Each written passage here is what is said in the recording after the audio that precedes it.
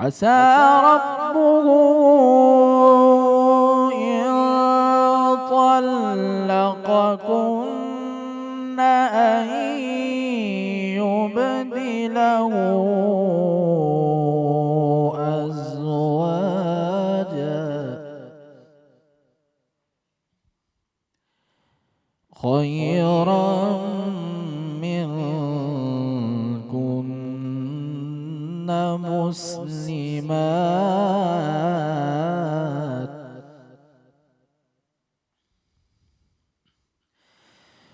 مسلمات مؤمنات قانتات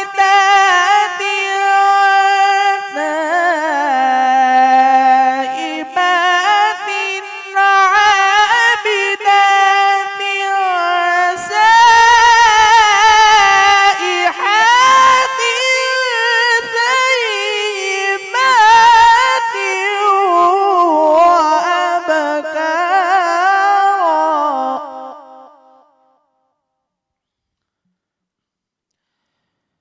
مسلمات مؤمنات قانتات تائبات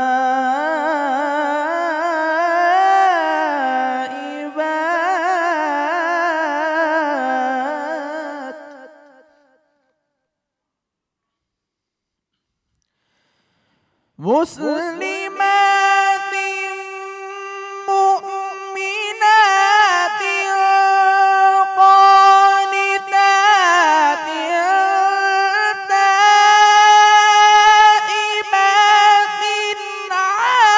عابدات سائحات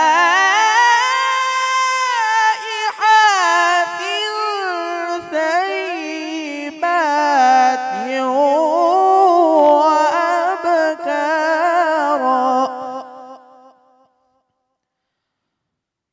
مسلمات مؤمنات قانتات تائبات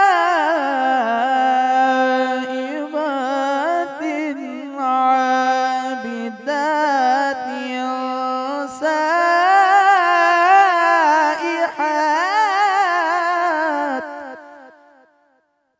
عابدات سائحات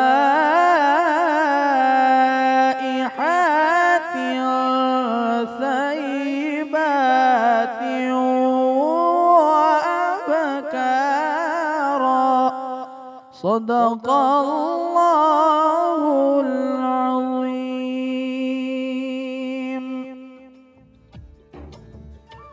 صدق اللہ العظیم. بسم اللہ الرحمن الرحیم. السلام علیکم ناظرین کرام، میں ہوں دعا ملک اور برکت رمضان میں خوش آمدید. کیسے ہیں آپ سب؟ ٹھیک ہیں؟ عشرہ رحمت میں 5ویں روزے میں ہم لوگ داخل ہو چکے ہیں. اللہ تعالیٰ نے بڑی خیر و برکت سے 4 روزے ہمارے گزروا دیے اور آج جناب 5واں روزہ ہے. روزانہ کی طرح آج بھی ہم لوگ اپنا دن ساتھ گزاریں گے اور اپنے علماء کرام سے دین اسلام کی روح کو سیکھیں گے اپنے آپ کو بہتر بنانے کے لیے. اس کے علاوہ ہمارے پاس ہوں گے مختلف NGOs جو کہ اپنے کام کو یہاں پہ آپ کے سامنے بتائیں گے کہ اللہ تعالیٰ کی مخلوق کی خدمت میں ہم کس طرح سے ان کی مدد کر سکتے ہیں. پھر آئے گا جناب افطار مزیدار اور ہم بنائیں گے وہ جلدی والی کوئک ریسیپیز جن کو بنانے میں آپ کو بھی بڑا مزہ آئے گا اور آپ کے بچے اس کو کھاتے ہوئے روزہ افطار کرتے ہوئے بھی بڑا انجوائے کریں گے. آتی ہوں آج کے ٹاپک کی طرف. جب ہم لوگ یہ برکت رمضان کا شو شروع کر رہے تھے اور ذرا کنٹینٹ بنا رہے تھے، ساری ٹیم مل کے بیٹھ رہی تھی، تو ہم لوگوں نے یہ عہد لیا تھا کہ ہم لوگ ایسا کنٹینٹ آپ کے سامنے لائیں گے، ایسے ٹاپکس آپ کے سامنے لائیں گے جس پہ بات کر کے ہم انفرادی طور پہ بھی تبدیلی لے کر آ سکتے ہیں اپنے اندر اور اپنے معاشرے میں بھی. دیکھیے جناب، سب سے پہلے تو انسان کا جو دین اسلام ہے اس میں ایک گھر جب بہتر ہوتا ہے، یہ دین اسلام کی خوبصورتی ہے کہ جب ایک گھر کا ماحول بہتر ہوتا ہے، جب اخلاقیات ایک گھر میں ہوتی ہیں، جب ماں باپ کے اندر ہوتی ہیں تو اولاد میں آتی ہیں۔ کہتے ہیں کہ بیٹی کو اگر پہچاننا ہے، اگر بیٹی کو دیکھنا ہے تو اس کی ماں کو دیکھو، اس کی والدہ کو دیکھو، اور اگر بیٹے کو دیکھنا اور پرکھنا ہے تو اس کے باپ کو دیکھو۔ ماں باپ کا یہ اثر ہے جناب ہماری زندگی میں، اور میں کہتی ہوں کہ بچہ جب سب سے پہلے اپنی آنکھ کھولتا ہے تو وہ اپنے ماں باپ کو دیکھتا ہے، تو پہلی محبت، دنیاوی محبت تو ہمارے ماں باپ ہی ہوئے نا۔ پھر اس کے بعد میں خود بھی کیونکہ ماں ہوں اور اللہ تعالیٰ نے چھوٹی عمر میں مجھے ماشاءاللہ اولاد سے نوازا، اللہ تعالیٰ سب کو یہ خوشی نصیب کرے، آمین الہی آمین۔ تو سب سے پہلے جب میں نے اپنی بیٹی کو ہاتھ میں لیا تو میں نے ڈاکٹر کو بولا کہ سب کو چھوڑ دو، میری ماں کو بلاؤ، اور جب میری امی اندر آئیں تو میں نے امی کے سامنے ہاتھ جوڑے اور میں نے کہا امی مجھے معاف کر دیں، میں ساری زندگی آپ سے جتنی بھی بدتمیزیاں کی ہوں گی، کیونکہ ظاہر ہے ہم لوگ کرتے ہیں، اکثر بچے اسکول سے آتے ہیں، کھانا نہیں ملا، پانی نہیں ہے، یوں نہیں کیا، وہ نہیں کیا، اور وہ بیچاری ماں سارا دن ہماری خدمت کرتے تھکتی نہیں ہے، مگر شاید ہم اس کا جسے کہتے ہیں نا جو قرض ہوتا ہے وہ نہیں چکا سکتے۔ تو میں نے اپنی والدہ سے اس وقت معافی مانگی، اور جب میں خود ماں بنی تو مجھے احساس ہوا کہ ماں باپ کیا چیز ہیں۔ اس کے علاوہ میں ایک کال بھی پڑھ رہی تھی جب میں آج کے شو کے حوالے سے کچھ تیاری سی کر رہی تھی آپ کے سامنے آنے کے لیے، کہ ماں باپ کے ساتھ کرا ہوا برتاؤ وہ کہانی ہے جو تم لکھ رہے ہو اور تمہاری اولاد تمہیں سنائے گی۔ تو یہ چیزیں ایسی ہیں کہ جب میں زندگی میں پڑھتی گئی نا تو میرے اندر بڑا خوف سا پیدا ہونا شروع ہو گیا، کیونکہ میں آج جو اپنے ماں باپ کے ساتھ کروں گی وہ کل کو میرے بڑھاپے میں، ظاہر ہے ہم سب کے چہرے پہ چھائیاں بھی آنی ہیں اور ہم سب کی ہڈیاں بھی بھرنی ہیں، تو کل کو یہی اولاد ہوگی جو شاید کہ اللہ کرے کہ ہمارا سہارا بنے۔ مگر معاشرہ جس طرح سے جا رہا ہے، جس طرح سے چل رہا ہے، ہم جس طرح سے اپنے دین کو تھوڑا سا ہم دور ہو چکے ہیں، اور ہم جس طریقے سے تقلید کر رہے ہیں ویسٹرن ورلڈ کی، اولڈ ایج ہومز آج اتنے سارے بن چکے ہیں، مجھے حیرت ہوتی ہے کہ جب میں چھوٹی تھی تو میں تو اولڈ ایج ہومز کا میں نے تصور بھی نہیں دیکھا تھا، مگر آج یہ چیز بڑی نارمل ہو گئی ہے۔ آج ہم بات کریں گے والدین کے حقوق کے حوالے سے، اور میں چاہتی ہوں کہ وہ خواتین اور وہ مرد حضرات جو مجھے دیکھ رہے ہیں، اپنے بچوں کو آج آپ نے ہمارے ساتھ بٹھانا ہے، اور ہم بڑے پیار سے، بڑے محبت سے ان کو بتائیں گے کہ ہمارے آقا پاک صلی اللہ علیہ وآلہ وسلم نے کیا تعلیمات دیں ہمارے دین اسلام میں ہمارے والدین کے حقوق کے لیے، اور اس کے علاوہ قرآن کریم کی وہ تمام آیات کہ میرے رب نے بار بار اپنی پیاری کتاب میں کتنی بار کہا ہے کہ اپنے والدین کے ساتھ اچھا سلوک کرو، کتنی بار کہا ہے کہ اف نہ کرو، والدین کو بڑھاپے میں کچھ نہ کہو، ان کی سنو۔ اور میں کہتی ہوں کہ سب سے پیارے جو ایک صحابی تھے آقا پاک صلی اللہ علیہ وسلم کے، ان کو صحابی کا درجہ ہی تب اسی لیے ملا کیونکہ وہ اپنی ماں کی خدمت کیا کرتے تھے۔ میں اس کے بارے میں آپ کو مزید اپنے علماء کرام سے پوچھ کے بتاؤں گی، وہ زیادہ اچھی طریقے سے ایکسپلین کریں گے۔ جاتے ہیں چھوٹی سی بریک کی طرف، واپس آئیں گے اور مزید ٹاپک کو آگے بڑھائیں گے، گفتگو کریں گے، کہیں نہیں جانا، آج ساتھ رہنا ہے برکت رمضان میں۔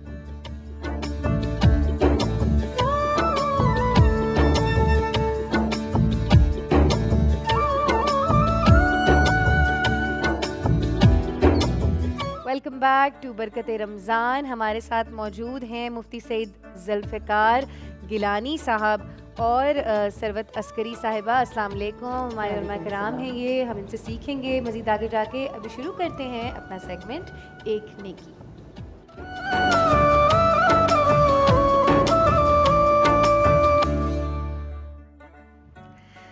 مسٹر علی عدنان پلاسٹک سرجن ہیں برنز سینٹر کے، اور وہ خواتین عموماً زیادہ تر خواتین ہی ہوتی ہیں جہاں تک مجھے علم ہے جن کے اوپر یہ ظلم ڈھایا جاتا ہے، یا کوئی ایسے حادثات بھی پیش آ جاتے ہیں جن کی وجہ سے ان کے جسم کے اعضاء جل جاتے ہیں یا چہرے جل جاتے ہیں۔ یہ لوگ کس کرب اور تکلیف سے گزرتے ہیں، اور پھر کیا سلسلے ہوتے ہیں کہ وہ اس سے مینٹلی بھی نجات حاصل کرتی ہیں، کیونکہ ذہنی طور پہ بھی بہت تکلیف ہوتی ہے انسان کو کہ جب اس کا چہرہ بدل جائے، اس کا جسم جل جائے، یا وہ ویسا نہ رہے جیسا وہ پہلے تھا۔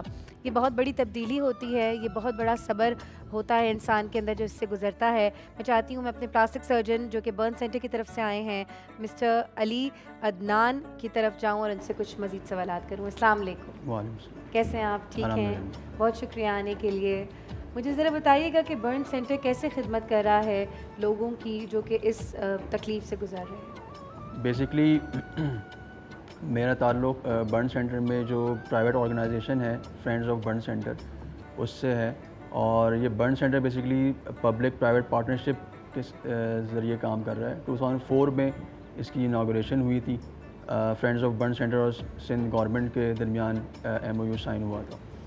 تو یہاں پر جو ہے وہ فری آف کاسٹ ٹریٹمنٹ دی جاتی ہے، جو بھی جلا ہوا مریض آتا ہے، چاہے وہ بچہ ہو، مرد ہو یا خواتین ہو، جو بھی جل کے آتے ہیں ان کو فری آف کاسٹ ٹریٹمنٹ دی جاتی ہے۔ ان کا اپنا کوئی کیش کاؤنٹر نہیں ہے، اس سے اندازہ لگایا جا سکتا ہے فری آف کاسٹ ٹریٹمنٹ دی جاتی ہے۔ اگر یہی ٹریٹمنٹ اگر آپ پرائیویٹ سیٹ اپ میں دیکھیں تو ایک دن کی ٹریٹمنٹ جو ہوتی ہے برنس پیشنٹ کی، وہ تقریباً 15 سے 25 ہزار کے درمیان خرچہ آتا ہے پر ڈے کے حساب سے۔ تو وہ الحمدللہ یہاں برن سینٹر میں فری آف کاسٹ دی جا رہی ہے۔ جو یہاں پر مریض آتے ہیں اس میں بچے بھی ہوتے ہیں، مرد بھی ہیں، خواتین بھی ہیں۔ عام طور سے جو انسیڈنٹ زیادہ ہوتے ہیں وہ سردیوں کے موسم میں ہوتا ہے۔ سردیوں کے موسم میں گرم پانی سب سے زیادہ استعمال کیا جاتا ہے، تو وہ سب سے زیادہ جو اس سے افیکٹ ہوتے ہیں وہ بچے ہوتے ہیں۔ شیرخوار بچے بھی ہوتے ہیں، تھوڑے بڑے بچے بھی ہوتے ہیں۔ اس میں ہوتا یہ ہے کہ جب بچہ جب عام طور سے ہمارے معاشرے میں جو چھوٹی آبادیاں ہیں وہاں پر نیچے چولہا رکھا جاتا ہے، جی، پانی گرم کیا جاتا ہے نہانے کے لیے، برتن دھونے کے لیے، کھانے پکانے کے لیے۔ تو وہ بچہ جب رینگتے ہوئے جائے گا اور وہاں پر چولہا ہے سامنے اور وہ اس کے اوپر پکڑ کے کھڑا ہو جاتا ہے، یا پانی اس کے اوپر گر جاتا ہے، یا اس میں پتیلے کے اندر تک گر جاتے ہیں بچے۔ تو اس طرح کے جل کے جو ہمارے پاس مریض آتے ہیں تو واقعی دل بہت زیادہ افسوس ہوتا ہے اس کو دیکھ کر۔ پھر اس طرح سے جو کچرا باہر، گھروں کے باہر کچرا جلا رہے ہوتے ہیں لوگ، دکانوں کے باہر جلا رہے ہوتے ہیں، تو عام طور سے جو گلی کوچے میں جو بچے کھیل رہے ہوتے ہیں تو وہ اس چیز کو کھیل سمجھ کے وہیں پر کھیلنا شروع کر دیتے ہیں۔ تو اس سے ہوتا کیا ہے کہ وہ بچوں کے کپڑوں میں آگ لگتی ہے اور وہ اس طرح سے پھر جل کے ایسے بھی حادثات بالکل ایسے حادثات پیش آتے ہیں۔ اسی طرح سے جو آج کل موبائل فون بہت استعمال میں آ رہا ہے، تو موبائل فون کا چارجر جو ہے وہ ہم لگا کے چھوڑ دیتے ہیں اس کو۔ اگر mobile tell me is it real? میں تو بالکل سمجھتی تھی یہ فیک ویڈیوز ہوتی ہیں۔ نہیں بالکل اس میں فیک نہیں ہے۔ یہ جو ہے نا موبائل فون چارجر کے سمیت اگر آپ بات کریں گے تو وہ تو بہت خطرہ ہے اس میں، لیکن جب موبائل فون ہم نے وہاں سے نکال بھی دیا لیکن اس کو سوئچ آف نہیں کیا تو جو چھوٹا بچہ ہے وہ جا کے اس کو منہ میں لے لیتا ہے اور وہ جو ہے اس کے ہونٹ وغیرہ جل جاتے ہیں، اور وہ کافی زیادہ اتنا سیریس بھی ہو سکتا ہے کہ اس میں جان بھی جا سکتی ہے بچے کی۔ تو اس میں بہت احتیاط کرنی چاہیے۔ اس کے علاوہ ہمارے پاس کرنٹ سے جلے ہوئے بچے لوگ بھی آ رہے ہوتے ہیں۔ اکثر لوگ کنڈا ڈالتے ہوئے یا بچے جو ہے پتنگ نکالتے ہوئے اسٹیل کی راڈ استعمال کرتے ہیں، تو وہ اس میں ان کا ہاتھ اور پیر جل جاتے ہیں، جس میں خدا نخواستہ ان کے ہاتھ اور پیر ضائع ہونے کا بھی خطرہ ہوتا ہے۔ تو اسی طرح سے عورتوں میں خاص طور پہ جو کچن میں کام کر رہی ہوتی ہیں تو اس میں سلنڈر، اگر عام طور سے آج کل گیس کی شارٹیج کی وجہ سے سلنڈر بہت زیادہ یوز ہو رہا ہے، بالکل ایسا ہی ہے۔ تو اس میں لیکیج کی وجہ سے جو ہے وہ وہاں پر کچن میں بلاسٹ ہوتا ہے جب وینٹیلیشن نہیں ہوتی پراپر۔ تو اس کے علاوہ کپڑے، لوز کپڑے پہنی ہوئی ہوتی ہیں عورتیں اور کچن میں کام کر رہی ہیں، تو کپڑا جو ہے فوراً آگ پکڑ لیتا ہے، ریشمی کپڑے بالکل، تو اس میں بھی پوری جھلس کے آ جاتی ہیں عورتیں۔ اس کے علاوہ آپ نے ایک بہت اچھا پوائنٹ ریز کیا تھا کہ ایسڈ وکٹمس بہت آتی ہیں ہمارے پاس۔ آج کل تو مردوں میں بھی ایسڈ وکٹمس بہت ہو گئے ہیں۔ ایک ہمارے پاس نعت خواں آیا تھا لڑکا، کافی اچھی نعت پڑھتا تھا وہ، اور وہ بھی اس کے اوپر اس کے کسی دوست نے جو ہے ایسڈ پھینکا تھا۔ تو اس طرح کے حادثات کے ساتھ بہت سارے مریض ہمارے پاس داخل ہوتے ہیں اور اس کی ہم ٹریٹمنٹ کرتے ہیں۔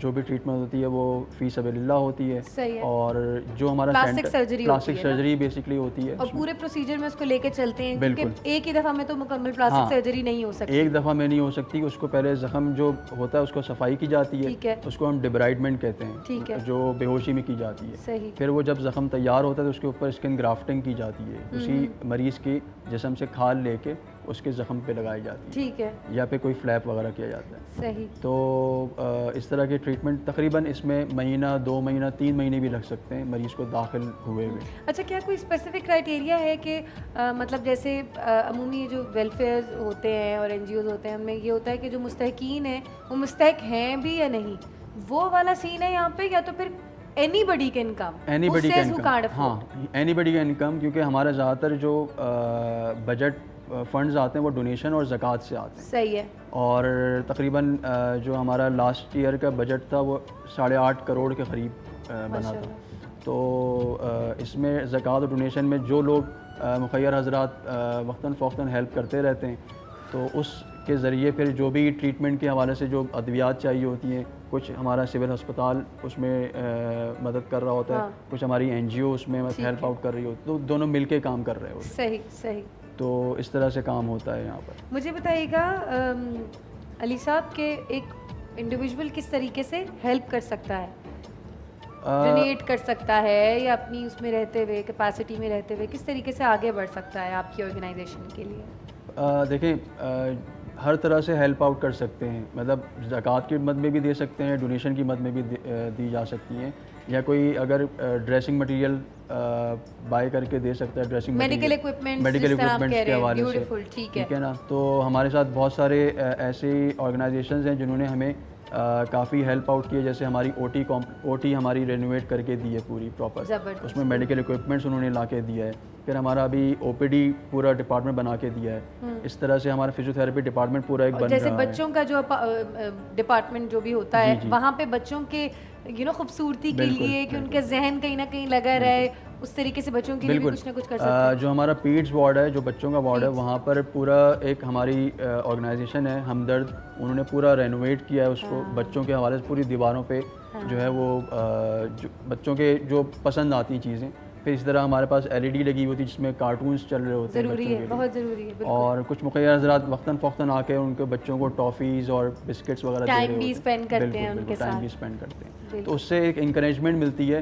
جو بچے یا مریض جو ہیں وہ اس عذر سے گزر رہے ہیں, اس وقت جس کرب سے گزر رہے ہوتے ہیں, تو ان کو ایک تھوڑا سا موٹیویشن مل جاتی ہے اس طرح. علی صاحب مجھے یہ بتائیں کہ جب انسان کے اوپر ایسا وقت آتا ہے, ظاہر ہے کوئی ناگہانی آتی ہے, حادثہ پیش آتا ہے, تو اس کو اس وقت سائیکولوجیکل ٹریٹمنٹ کی بھی بہت ضرورت ہوتی ہے. بالکل. تو کیا یہاں پہ حساب ہے کوئی سائیکولوجیکل؟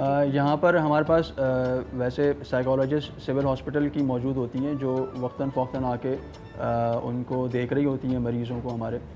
اس کے علاوہ جو ہمارے اسٹاف ہے وہ اتنا ٹرین ہو چکا ہے اس وقت کہ وہ جو بھی مریض ہے اور اٹینڈنٹس ہوتے ہیں ان کے ساتھ بیٹھ کے ہم ڈسکس کر رہے ہوتے ہیں کافی چیزیں, اور ان کو موٹیویٹ بھی کر رہے ہوتے ہیں. ہر طرح سے جس طرح سے بھی کر سکتے ہیں موٹیویٹ, اس طرح سے کر رہے ہوتے ہیں. اچھا, اس میں ایک چیز اور یہ کہ میں چاہوں گا کہ تھوڑا سا اویئرنیس کے حوالے سے بھی بات کروں کہ عام عوام جو ہے ہمارے پاس, اس کے پاس اویئرنیس اتنی نہیں ہے برنس جلنے کے بعد کیا کرنا چاہیے. عموماً ہوتا کیا ہے کہ پانی گرم گر گیا یا آگ سے جل گئے, کرنٹ لگ گیا, کچھ بھی ایکس وائی زی, تو لوگ کیا کرتے ہیں کہ ایک متھ بن گئی ہے, ٹوتھ پیسٹ لگا لیں گے یا برنول لگا لیں گے. اصل میں کرنا کیا چاہیے اس میں یہ کرنا یہ ہوتا ہے کہ آپ کے پاس گھر میں موجود ہوتی ہے ویزلین, یا پھر اگر پولی فیکس موجود ہے, ویزلین یا پولی فیکس, یہ آپ نے لگانا ہے. سب سے پہلے آپ نے پانی اور صابن سے اچھی طرح سے دھونا ہے. صحیح ہے. اچھا, اگر یہ حادثہ گھر پہ پیش آ جائے تو کیا کرنا ہے؟ کیونکہ ہمارے ساتھ پلاسٹک سرجن اس وقت موجود ہیں, ڈاکٹر صاحب موجود ہیں, ہم ان سے پوچھیں گے یہ چیزیں آپ کو یاد رہنی چاہیے. واپس آتے ہیں برکت رمضان میں.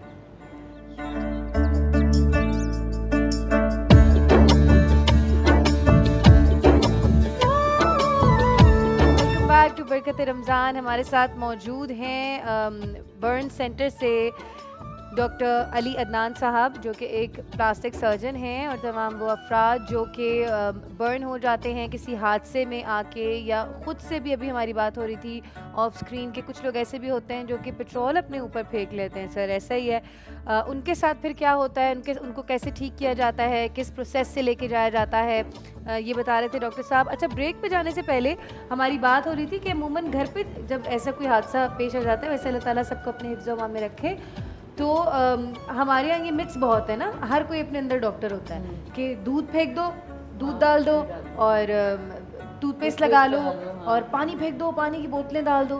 یہ سب کچھ غلط ہوتا ہے کیونکہ اس سے پھر آگے جا کے آپ کی اسکن کو ٹھیک کرنے میں, پروسیس میں بہت مسئلے پیش آتے ہیں. تو جو ڈاکٹر ہمارے ساتھ آج بیٹھے ہیں ہم ان سے پوچھتے ہیں کہ ایکچولی اس وقت کرنا کیا چاہیے. جی علی صاحب. ہوتا یہ ہے کہ جیسے بہت ساری متس بنی ہوئی ہیں کہ بھئی پانی, گرم پانی گر گیا یا گرم دودھ گر گیا, گرم سالن گر گیا یا آگ میں ہاتھ آ گیا تو لوگ کہتے ہیں کہ بھئی اس کو پانی نہیں لگنا چاہیے, چھالے بن جائیں گے, یا اس کے اوپر ٹوتھ پیسٹ لگا دو, نیلی دوائی, پیلی دوائی, ہری دوائی, یہ دوائی لگا لو. تو یہ سب چیزیں جو ہیں وہ متس میں آ گئی ہیں. اب ریسرچ جو کہتی ہے وہ یہ کہتی ہے کہ اس میں جو ہے نا وہ صابن اور پانی کا استعمال بہت زیادہ کرنا چاہیے. اگر چھالے بننا وہ اس جلے ہوئے زخم کے لیے بہت اچھا ہوتا ہے کیونکہ وہ ایک بیریئر بنا دیتے ہیں انفیکشن سے بچانے کے لیے. وہ پھر ہمارا کام ہے اس چھالے کو پھاڑنا ہے یا اس کو رہنے دینا ہے, وہ ہمارا کام ہے, ڈاکٹر کا کام ہے. وہ پھر عام لوگوں کا کام نہیں کہ اس چھالے کو مطلب بننے سے روکیں. تو یہ ایک مت ذہنوں سے جو ہے نکلنی چاہیے کہ چھالا بننا جو ہے نا وہ خرابی کی صورت حال ہوتی ہے. تو یہ کہ سب سے پہلے صابن سے اور پانی سے اس کو جتنا وافر مقدار میں دھو سکتے ہیں دھوئیں. دھونے کے بعد گھر میں موجود اگر ویزلین رکھی ہوئی ہے, پیٹرولیم جیلی جو عام طور سے کہا جاتا ہے, تو ہر گھر میں موجود ہوتی ہے ویسے تو وہ لے کے آپ اس کے اوپر لیپ لگا سکتے ہیں. اور لگانے کے بعد اس کو فوراً پہ ڈاکٹر سے رجوع کریں, ہمارے پاس آ جائیں یا کسی بھی ڈاکٹر کے پاس جو کہ برنز کو سمجھتا ہو, برنز کو دیکھتا ہو. ٹھیک ہے, ٹھیک ہے. اچھا, ہم پھر جو بات کر رہے تھے وہ حضرات جو کہ اپنے اوپر پیٹرول بھی پھینک لیتے ہیں اور اپنے آپ کو جلانے کی بھی کوشش کر رہے ہوتے ہیں, ان کو بھی سیم طریقے سے ہم ٹریٹمنٹ دیتے ہیں, ایسا ہی ہے؟ بالکل ایسا ہی ہے. اچھا مفتی صاحب, مجھے یہ بتائیے گا کہ جب انسان, وہ ایمان کا کیا لیول ہوتا ہوگا کہ انسان اپنی زندگی سے اس قدر مایوس ہو جاتا ہے کہ وہ اپنے آپ کو ختم کر دینے کی خواہش کرتا ہے. اور پھر لوگ کہتے ہیں کہ خودکشی حرام ہے. بے شک حرام ہوگی, وہ تو آپ بتائیں گے ہمیں, مگر ایسے کیا اعمال کیے جائیں کہ ہم لوگ کی مایوسی ختم ہو جائے کیونکہ یہ پھیل چکی ہے. بسم اللہ الرحمن الرحیم. اللہ رب محمد صلی اللہ علیہ وسلم, نحن عباد محمد صلی اللہ علیہ وسلم. سب سے پہلے تو جس موضوع کا آپ نے انتخاب کیا ہے, خودکشی کے موضوع کا, ہمارے معاشرے میں اس وقت اس موضوع پر کلام کرنے کی بہت زیادہ ضرورت ہے, چونکہ ہر طرف ایک عجیب و غریب افراتفری کا سامان ہے اور ایک اضطراب کی کیفیات ہے. صرف پاکستان میں نہیں بلکہ بیرونی دنیا میں بھی اگر آپ دیکھیں تو لوگ اپنے معاشرے کے حالات سے اس قدر تنگ ہو چکے ہیں کہ وہ خودکشی کی طرف چاہتے نہ چاہتے ہوئے ان کا قدم اٹھتا ہے. بلکہ ایک تحقیق کے مطابق جو یورپین جو ممالک ہیں وہاں پر خودکشی کا رجحان زیادہ ہے سب سے زیادہ. پاکستان میں اور اسلامی ممالک میں جہاں پر لوگ لا الہ الا اللہ محمد الرسول اللہ صلی اللہ تعالیٰ علیہ وآلہ وسلم ہی پڑھنا جانتے, اس کے علاوہ کچھ نہیں جانتے. ایون کہ اگر ان کو قرآن پاک بھی نہیں پڑھنا آتا, میں اس سے بڑی مثال نہیں دے سکتا, اس کے ذہن میں بھی کسی نہ کسی جگہ پر یہ ایک سوال ضرور اٹھتا رہتا ہے کہ میں خودکشی کیوں کروں, میرے رب کو یہ عمل پسند نہیں. اس نے کہیں نہ کہیں یہ سنا ضرور ہوتا ہے. تو بہرحال ایک یہ جو مسئلہ ہے کہ پاکستان میں یا اسلامی ممالک میں اس کی طرف رجحان کم ہے. اب رہی بات یہ کہ خودکشی یا اس طرح کی نا امیدی کی کیفیت سے باہر کیسے آ جائے. اصل مسئلہ یہ ہے کہ ہم اللہ جل مجدہ الکریم کی ذات پر جو ایک توکل ہے اور ایک یقین کامل ہے اس سے بہت زیادہ دور ہو چکے ہیں. صحیح ہے. اس کی میں سمجھتا ہوں کہ سب سے بڑی جو وجہ ہے ہماری اپنی گھر کی تربیت ہے. گھر کی تربیت سے مراد یہ کہ اگر سب سے پہلی بات یہ کہ ہمارے پاس اپنے بچوں کے لیے وقت نہیں ہے. صحیح. اور اگر وقت بھی ہے معذرت کے ساتھ تو ماں بیٹی ہے, والد بیٹا ہے, ماں کے ہاتھ میں بھی موبائل ہے, باپ کے ہاتھ میں بھی موبائل ہے. یہ جو آپ کو جو فارغ وقت ملا ہے, آپ کا بیٹا, آپ کی بیٹی یا آپ کی بہو یا کوئی بھی آپ کے پاس اس وقت بیٹھا ہے, آپ اس کو دین کی کوئی ایسی بات بتا دیجئے جس سے اللہ جل مجدہ الکریم کی ذات پر اس کا یقین پختہ ہو, توکل کا درجہ اس کا مضبوط ہو. صحیح. اچھا اگر وقت ہے بھی تو ہماری زندگی میں تضاد بہت زیادہ ہے. ٹھیک. تضاد سے مراد یہ کہ باپ کہتا ہے بیٹے کو نماز پڑھ اور اس کو چپت لگا کے خود نماز پڑھنے کے لیے بھیجتا اور خود نماز نہیں پڑھتا. صحیح بات ہے. ماں بیٹی کو کہتی ہے کہ نماز پڑھ, بیٹی کو کہتی ہے لیکن وہ خود نہیں پڑھتی. ظاہر ہے بیٹا دیکھتا ہے کہ بیٹی دیکھتی ہے, بیٹا دیکھتا ہے کہ اگر یہ اچھا کام ہے, نماز پڑھنا اچھا کام ہے, تو میرا والد کیوں نہیں کرتا. ٹھیک ہے, بیٹی دیکھتی ہے اگر اچھا کام ہے تو میری والدہ کیوں نہیں کرتی. بالکل بالکل تو ایک تو ہم اس تضاد کی کیفیت سے باہر آ جائیں صحیح ہے. اپنے معاشرے میں, اور معاشرہ اسی وقت ترتیب پاتا ہے جب گھر میں تربیت اچھی ہو. بالکل جب تک گھر کے معاملات اچھے نہیں ہوں گے, بچوں کی تربیت اچھی نہیں ہوگی, انہیں خودکشی کے بارے میں بتایا نہیں جائے گا, اللہ کی ذات پر توکل کو مضبوط نہیں کیا جائے گا, اس وقت تک میں سمجھتا ہوں کہ یہ معاملات نہیں سدھر سکتے. اب رہی بات یہ کہ وظیفہ کیا کرنا چاہیے, کیا پڑھنا چاہیے. اگر کوئی آدمی اللہ نہ کرے, میری کوئی بہن سن رہی ہے, ایسا ہوتا ہے, اکثر ایسا ہوتا ہے کہ منفی خیال آتے ہیں. ہوتا ہے کہ آپ کوئی بات, میں اور آپ یہاں پر یہ بات کر رہے ہیں کہ عین ممکن ہے کہ کوئی آدمی ہماری یہ بات سن رہا ہو صحیح, اور اس نے اپنا یہ ارادہ پختہ کر لیا کہ میں نے خودکشی ابھی کرنی ہے تھوڑی دیر کے بعد, بس میں افطار کا انتظار کر رہا ہوں, بالکل بالکل, یا میں افطار مرنے کے ساتھ کروں گا. ایسا بھی ہوتا ہے, کچھ بھی ہو ایسے سکتا لوگ ہے. بھی ہے کہ وہ کہیں گے جب میں افطار جو ہے نا, روزہ جو ہے نا, مر کے کھولوں گا. تو بالکل, میں اس کو سب میں سے خود تھراپسٹ ہوں سر, میں ایسے کیسز دیکھ چکی ہوں. جی ہاں ہوتا ہے, بالکل ہمارے پاس بھی ایسے کیسز آتے ہیں. مطلب ہمارے پاس ایسے نوجوان آتے ہیں, وہ کہتے ہیں کہ جی آج افطاری جو ہے نا میں جنت میں کروں گا. وہ کیسے کہ بھائی میں جو ہے نا گھر پہ اپنا پھندا تیار کر کے آیا ہوں, تو کیا پڑھیں لوگ, کھجور منہ میں رکھوں گا اور بس میں جنت میں چلا جاؤں گا. بتائیں. تو ایسا اگر کوئی بات نہیں معلوم ہے کہ خودکشی حرام ہے, دیکھیے ہاں ایسے جو لوگ ہیں نا, آپ یا تو ان کو معلوم نہیں ہوتا کہ خودکشی حرام ہے, یا معلوم ہوتا ہے تو وہ اپنے سائیکولوجیکل طور پہ اس قدر وہ دنیا سے, دین سے دور ہو چکے ہوتے ہیں. وہ کہتے ہیں کہ جو میں سوچ رہا ہوں نا, جو میں سوچ رہا ہوں, یعنی کہ وہ اپنا ایک ربط اللہ تعالیٰ سے زوم فاسد میں ایسا جوڑ لیتا ہے کہ وہ کہتے ہیں کہ بس اب اللہ تعالیٰ کے لیے سب کچھ ہو گیا ہوں, سب میں نے اللہ کو دے دیا ہے, اور بس اب اللہ تعالیٰ میرے انتظار میں ہے, جنت کے فرشتے میرے انتظار میں ہیں, حوران عین. تو وہ اس کا ایک ایسی سوچ بن چکی ہے. بالکل مختصر اگر کوئی ہاں تو وہ آپ نے ایک بات چھیڑ دی تو میں اس طرف نکل گیا.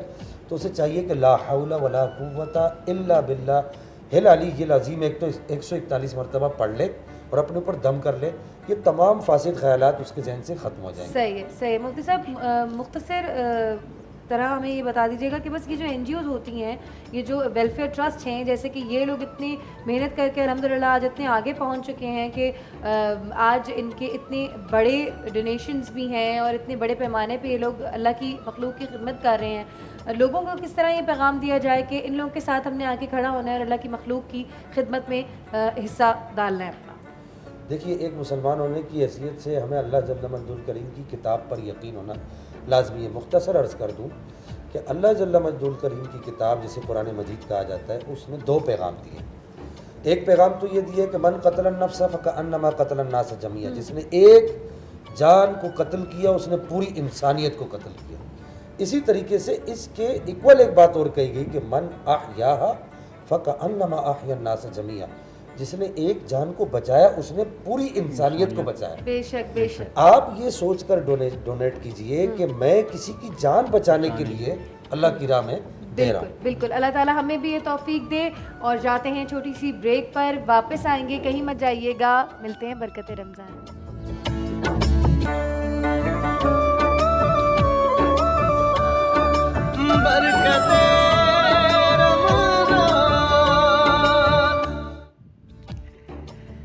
برکت رمضان, برکت رمضان. آج کا ٹاپک ہے والدین کے حقوق, اور ہمارے ساتھ اب ہمارے نعت خواں بھی موجود ہیں, سلمان عالم اور فائزہ کامران. السلام علیکم ورحمۃ اللہ. کیسے ہیں آپ دونوں؟ میں نے آج ان دونوں کو بولا کہ وہیں کھڑے رہو, سیٹ پہ نہیں آنا, تمہاری سزا ہے, دونوں لیٹ آئے ہو. مگر ہم کیا کریں کہ ہم ان کے کلاموں کے بغیر رہ بھی نہیں سکتے. آپ کو یاد ہے کہ کل ہم نعت سن رہے تھے اور میری تو جو ہے نا ایک نورانی سی کیفیت ہو گئی تھی, اور پھر اس کے بعد شروع ہوا تھا سلسلہ درود پاک کا, اور ہم نے باتیں شروع کی تھیں درود پاک کے فضائل کے بارے میں. اچھا جی, آج جو ہے ہم والدین کے حقوق کے بارے میں بات کر رہے ہیں, اور میں نے جیسے کہ شو کے شروع میں بتایا کہ اپنے بچوں کو ساتھ لے کے بیٹھ جائیں. آج ان کو ہم بتائیں گے اور سکھائیں گے بڑے پیار اور محبت کے ساتھ کہ کیا سلوک ہونا چاہیے, کیا حسن سلوک ہونا چاہیے ماں باپ کے ساتھ. شروع کرتی ہوں ثروت آپا سے. ثروت آپا بتائیے گا ان بچوں کو کہ ماں باپ کی کیا اہمیت ہے اور کیا مقام ہے اسلام کی روح سے. بسم اللہ الرحمن الرحیم. السلام علیکم. سب سے پہلے ماہ رمضان المبارک کی مبارکباد پیش کرتے ہوئے الحمدللہ آج ہم 5ویں روزے میں داخل ہو چکے ہیں, اور شکر ہے پروردگار عالم کا کہ رب العالمین ہمارے لیے رحمتوں کے دروازے، مغفرت کے، بخشش کے دروازے کھولے رکھے۔ سب سے پہلے جب والدین کے حقوق کی بات آتی ہے تو میں ماں کی بات ضرور کروں گی، اس لیے کہ ماں کا مقام اور ماں کا مرتبہ اتنا عظیم ہے کہ حضرت موسیٰ علیہ السلام جب والدہ کے انتقال کے بعد پہلی مرتبہ گھر سے نکلنے لگے تو وہی پروردگار آئی، کہا کہ موسیٰ اب جو گھر سے نکلنا تو سنبھل کے نکلنا۔ موسیٰ نے پوچھا کہ یا پروردگار عالم کیوں، آخر کس لیے یہ تاکید ہے؟ کہا کہ موسیٰ وہ ہاتھ جو دعا کے لیے اٹھے رہتے تھے تمہارے لیے اب وہ ہاتھ موجود نہیں ہے، وہ آنکھیں جو دروازے پہ لگی رہتی تھی اب وہ آنکھیں دنیا میں موجود نہیں، وہ زبان جو تمہارے لیے دعا کرتے ہوئے تھکتی نہیں تھی اب وہ زبان نہیں رہی۔ اسی طریقے سے حضور نبی کریم صلی اللہ علیہ وآلہ وسلم سے مدینہ نبوی میں کچھ صحابہ کرام نے آ کر عرض کی، کہا کہ یا رسول اللہ صلی اللہ علیہ وآلہ وسلم مدینہ نبوی میں ایک نوجوان ہے جو کہ حالت اعتذار میں جاں کنی کی کیفیت میں گرفتار ہے، مگر بڑی مشکل میں پریشانی میں ہے وہ، اس لیے کہ نہ اس کی جان نکلتی ہے نہ اس کو شفا ملتی ہے اور وہ بہت اذیت اور تکلیف میں ہے۔ حضور نبی کریم صلی اللہ علیہ وآلہ وسلم صحابہ کرام کے ساتھ اس نوجوان کے گھر تشریف لے گئے تو واقعی دیکھا کہ وہی احوال تھا کہ ایک نوجوان حالت اعتذار میں جاں کنی کی کیفیت میں گرفتار تھا۔ حضور نبی کریم صلی اللہ علیہ وآلہ وسلم نے ایک چھوٹی سی دعا تعلیم فرمائی، اس کی زبان پہ وہ دعا جاری نہیں ہوئی۔ حضور نبی کریم صلی اللہ علیہ وسلم نے اسے کلمہ پڑھایا، کلمہ اس کی زبان پہ جاری نہیں ہوا۔ حضور نبی کریم صلی اللہ علیہ وسلم نے پوچھا کہ تمہیں سامنے کیا نظر آتا ہے؟ اس نے کہا کہ یا رسول اللہ صلی اللہ علیہ وآلہ وسلم مجھے اپنے سامنے ایک نہایت مہیب صورت نظر آ رہی ہے جس کی شکل کو دیکھ کر میرے اوپر خوف اور ترتری طاری ہے۔ حضور نبی کریم صلی اللہ علیہ وآلہ وسلم نے فرمایا کہ مجھے لگتا ہے کہ یہ نوجوان کچھ ایسا گنہگار ہے کہ جس کی بنا پر میں خاتم النبیین و مرسلین اسے کلمہ پڑھا رہا ہوں تو کلمہ اس کی زبان پہ جاری نہیں ہو رہا۔ اب لوگوں سے دریافت کیا تو کسی نے کہا کہ یہ نوجوان اپنی ماں کا نافرمان تھا۔ اب اس کی ماں کو بلایا گیا اور سرکار دو عالم صلی اللہ علیہ وآلہ وسلم نے حکم دیا، کہا کہ اس نوجوان کو معاف کر دو۔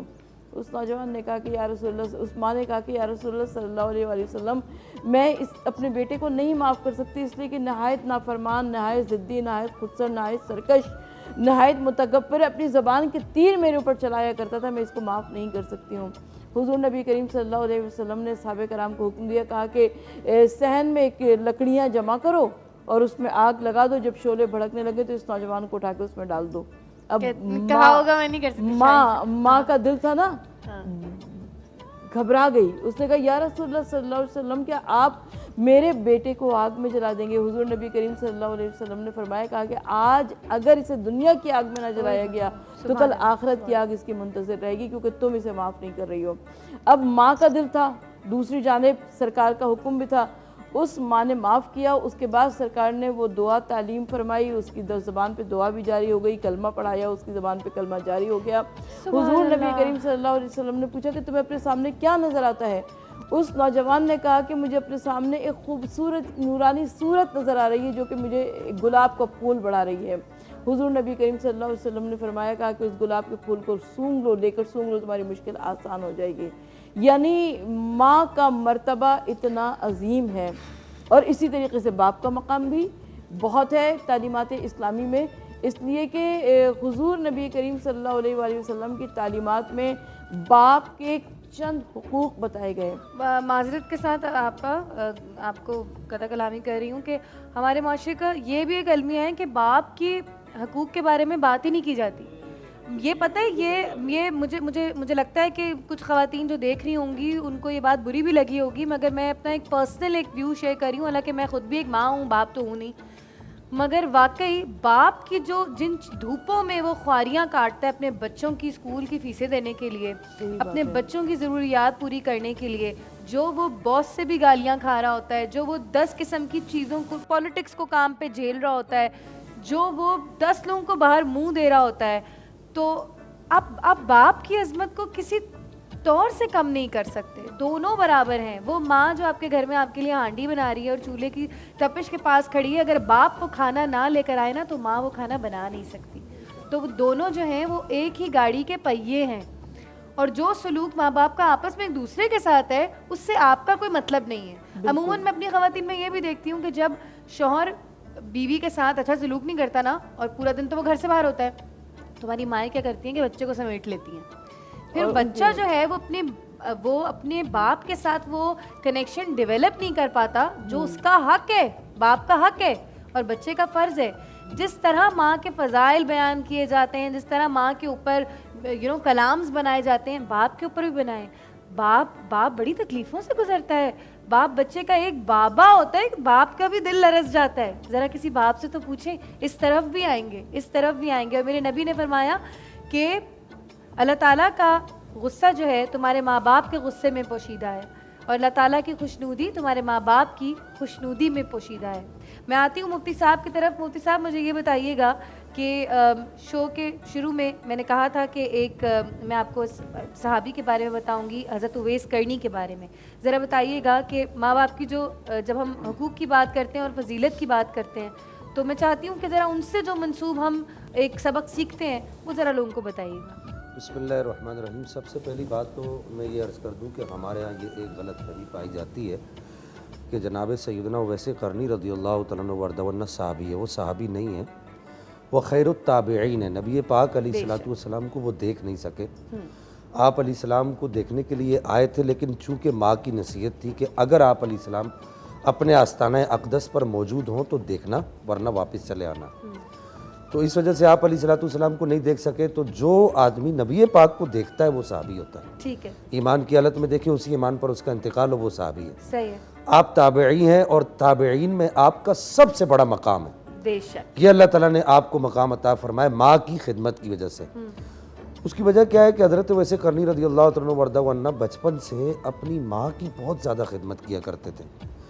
اتنی زیادہ خدمت کیا کرتے تھے کہ آپ دیکھیے نا کہ ایک طرف پورے عرب میں شور مچ چکا ہے کہ نبی پاک علیہ الصلوۃ والسلام نے اعلان نبوت فرما دی ہے. عجم تک نبی پاک علیہ السلام کی اعلان نبوت کی صدائیں بلند ہو چکی ہیں، بلکہ یہاں سندھ تک بھی آپ علیہ الصلوۃ والسلام کے پاس جا کر لوگوں نے ایمان لایا. اور ویسے کرنی رہتے کہاں تھے؟ کوفہ میں، اسی کے آس پاس کے کسی علاقے میں رہتے تھے. کوفہ اور مدینہ شریف کے اندر اتنا فاصلہ نہیں ہے، مجھے بارہا جانے کا اتفاق ہوا ہے.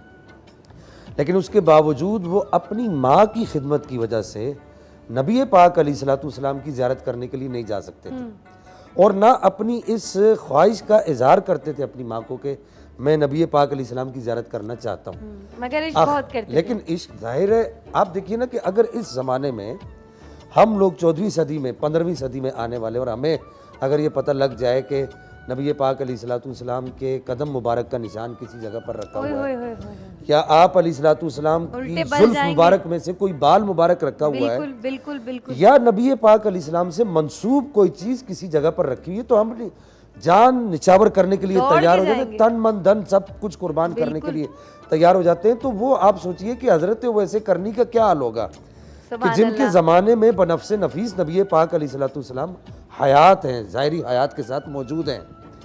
ہمارے اسلام کا یہ علیحدہ بات ہے کہ عقیدہ یہ کہ نبی پاک علیہ الصلوۃ والسلام آج بھی حیات ہیں اور آپ قیامت تک حیات رہیں گے، لیکن ظاہری حیات میں ایک علیحدہ بات ہے. تو میں عرض یہ کرنا چاہ رہا ہوں کہ چونکہ ماں کی خدمت میں تھے تو نبی پاک علیہ الصلوۃ والسلام کی زیارت کرنے اس وجہ نہیں جا سکے. تو اس سے یہ بات پتہ چلتی ہے کہ ماں کی خدمت کی کتنی اہمیت ہے. ٹھیک ہے، بالکل بالکل. بہت شکریہ مفتی صاحب. جاتے ہیں چھوٹی سی بریک پہ، واپس آ کے میں ثروت آپا سے پوچھوں گی کہ باپ کے کیا حقوق ہیں.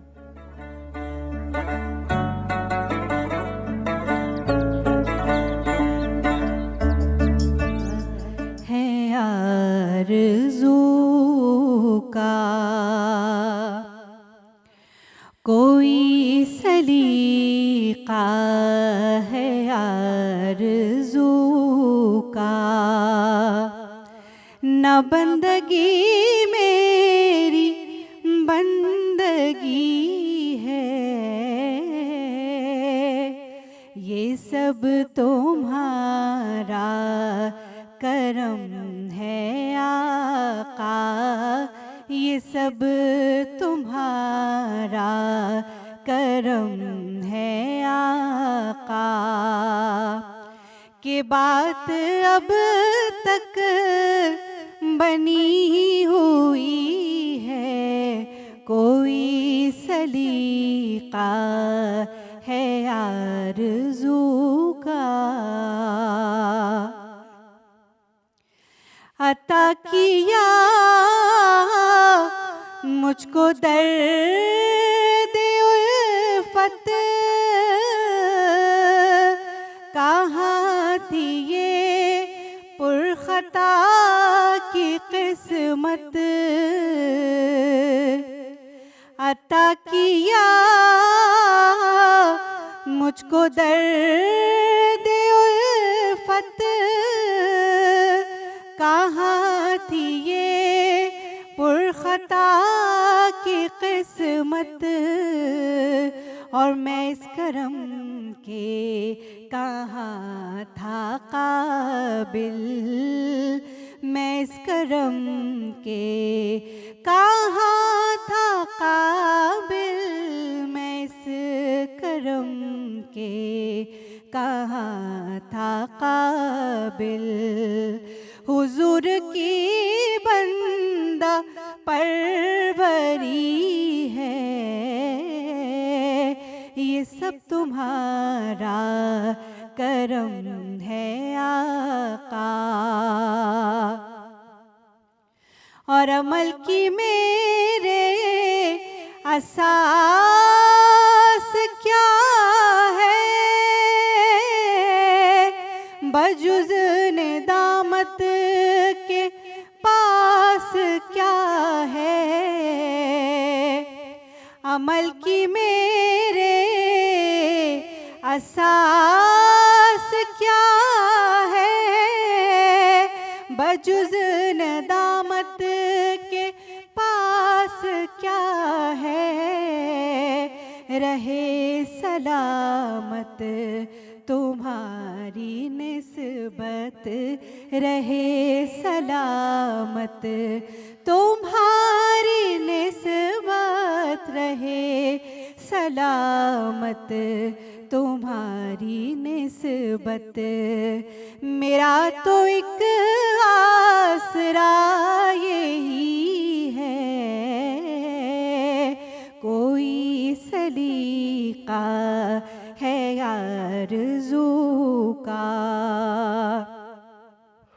اور بشیر کہیے نذیر کہیے انہیں سراج منیر کہیے بشیر کہیے نذیر کہیے انہیں سراج منیر کہیے جو سر بسر ہے کلام ربی وہ میرے آقا کی زندگی ہے یہ سب تمہارا کرم ہے آقا کہ بات اب تک بنی ہوئی ہے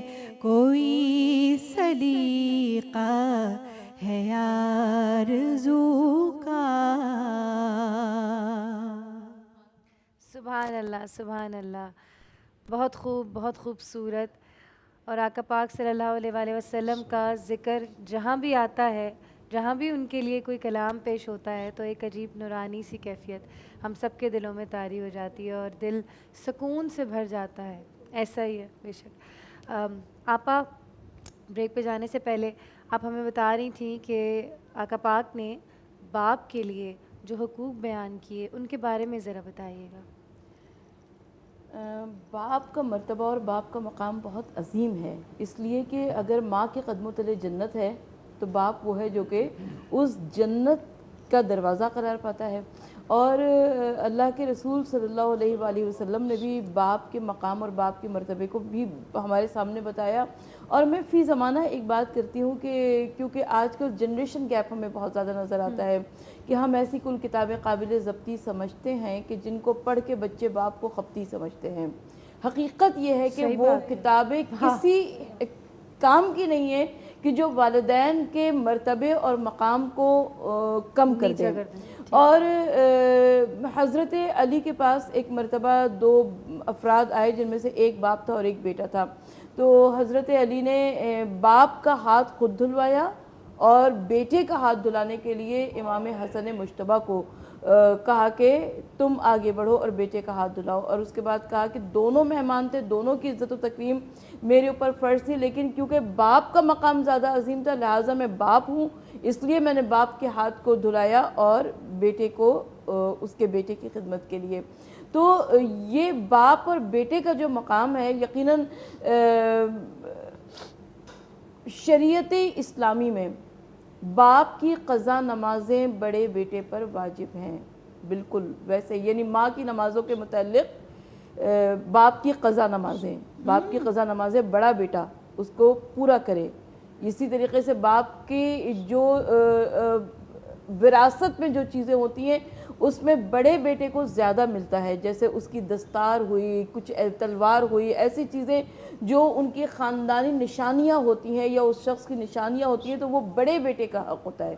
بالکل ویسے ہی بڑے بیٹا جو ہے وہ اپنے والد کی واجبات کو ادا کرنے کا پابند ہوتا ہے، اور اس طریقے سے ماں کی نمازوں کو ادا کرنے کے لیے ہمارے پاس کوئی حکم نہیں ہے کہ ماں کی نمازیں کون پڑھے گا۔ تو اب اگر کسی کا بڑا بیٹا نہ پڑھے، نالائق ہو، تو اس کے بعد اس سے چھوٹا یا اس سے چھوٹا یا اس سے چھوٹا بھی یا بیٹی بھی پڑھ سکتی ہے۔ بہت بڑی بات یہ آپا آپ نے بتا دی ہے، بہت زیادہ غور و فکر کرنے کی اس پہ ضرورت ہے، اور میں اللہ کی شکر گزار ہوں کہ مجھے آپ لوگوں کے ساتھ بیٹھنے کا موقع ملا۔ تو یہی چیز میں پروگرام کی شروع سے آپ لوگوں کو بتا رہی ہوں کہ ہمیں علماء کرام سے سیکھنا ہے، اور بہت ساری ایسی چیزیں ہوتی ہیں جو ہمیں نہیں پتہ ہوتی مگر وہ بے انتہا ضروری ہوتی ہیں ہماری شریعت میں، اور ہمارے دین اسلام کی روح میں جو ہیں بہت ساری چیزیں مینشنڈ ہیں جو ہمیں سمجھنی ہیں اور آگے بھی لے کے چلنی ہیں۔ بالکل ایسے ہی ہے۔ مفتی صاحب مجھے آپ بتائیے گا کہ جو بات آپا نے فرمائی اس میں مزید ہم کیا چیزیں سمجھ سکتے ہیں؟ دیکھیں، سب سے پہلی بات تو میں یہ عرض کر دوں کہ شاید اہل تشیع حضرات فقہ جعفریہ کے مجتہدین کے ہاں یہ کوئی ایسا مسئلہ ہو کہ شریعت اسلامیہ میں باپ کی طرف سے بیٹے پر نمازوں کا سلسلہ ہوتا ہے، ایسا کچھ بھی نہیں ہے۔ قرآن مجید الفرقان الحمید قضا نمازیں، ہاں ایسا کچھ بھی نہیں ہے، ہمارے ہاں کچھ بھی نہیں ہے۔ وہ ہاں میں ہم دونوں مسلک کے بارے میں جان رہے ہیں، بالکل نہ تائید یا تردید نہیں کر رہا، میں ایک بتا رہا ہوں کہ جو قرآن مجید میں جو بتایا گیا لیس للانسان الا ما سعی، اور ہمارے جو احادیث طیبات کا جو مجموعہ ہے ہمارے پاس اس میں بھی اس طرح کا کوئی ثبوت نہیں ملتا۔ بہرحال فقہ جعفریہ میں ہو تو وہ ایک علیحدہ سلسلہ ہے۔ بالکل ہم دونوں فقہ کے بارے میں سمجھ رہے ہیں۔ میں یہاں پر ایک بات اور بھی عرض کروں، میں نے پہلے کہہ دی کہ میں تائید اور تردید نہیں کر رہا، تو بہرحال ہر کسی کا اپنا ایک اسکول آف تھاٹ ہے۔ میں ایک بات اور بھی عرض کر دوں، ماں کے حقوق کو زیادہ کیوں بیان کیا گیا، ایک بہت بڑی غلط فہمی۔ مفتی صاحب چھوٹی سی بریک پہ جائیں گے اور پھر مفتی صاحب جواب دیں گے اسی سوال کا کہ ماں کے حقوق کو زیادہ کیوں بیان کیا گیا ہے۔ کہیں نہیں جانا، آپ نے ہمارے ساتھ رہنا ہے برکت رمضان میں۔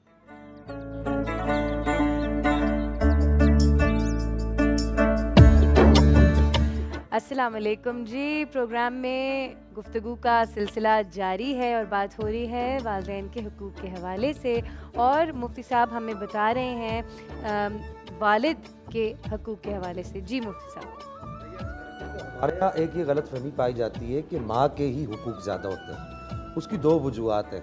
احادیث طیبات چونکہ ماں کے حقوق کے بارے میں زیادہ آئی ہیں، اب لوگوں کے ہاں یہ بات پائی جاتی ہے کہ جی ماں کے بارے میں زیادہ ہے، اس کا ایک بیک گراؤنڈ ہے کہ نبی پاک علیہ الصلوۃ والسلام کی بارگاہ میں جو لوگ وقتاً فوقتاً حاضر ہوئے ان کی اس وقت صرف اور صرف ماں حیات تھی، اکثر ایسا ہوا، میں کلیتاً نہیں بات کر رہا۔ اس وجہ سے نبی پاک علیہ الصلوۃ والسلام ان کو یہ کہا کرتے تھے کیا تمہاری ماں زندہ ہے، کیا تمہاری ماں حیات ہے، ٹھیک ہے، تم پر سب سے زیادہ حق ماں کا ہے، پھر ماں کا ہے، پھر ماں کا ہے۔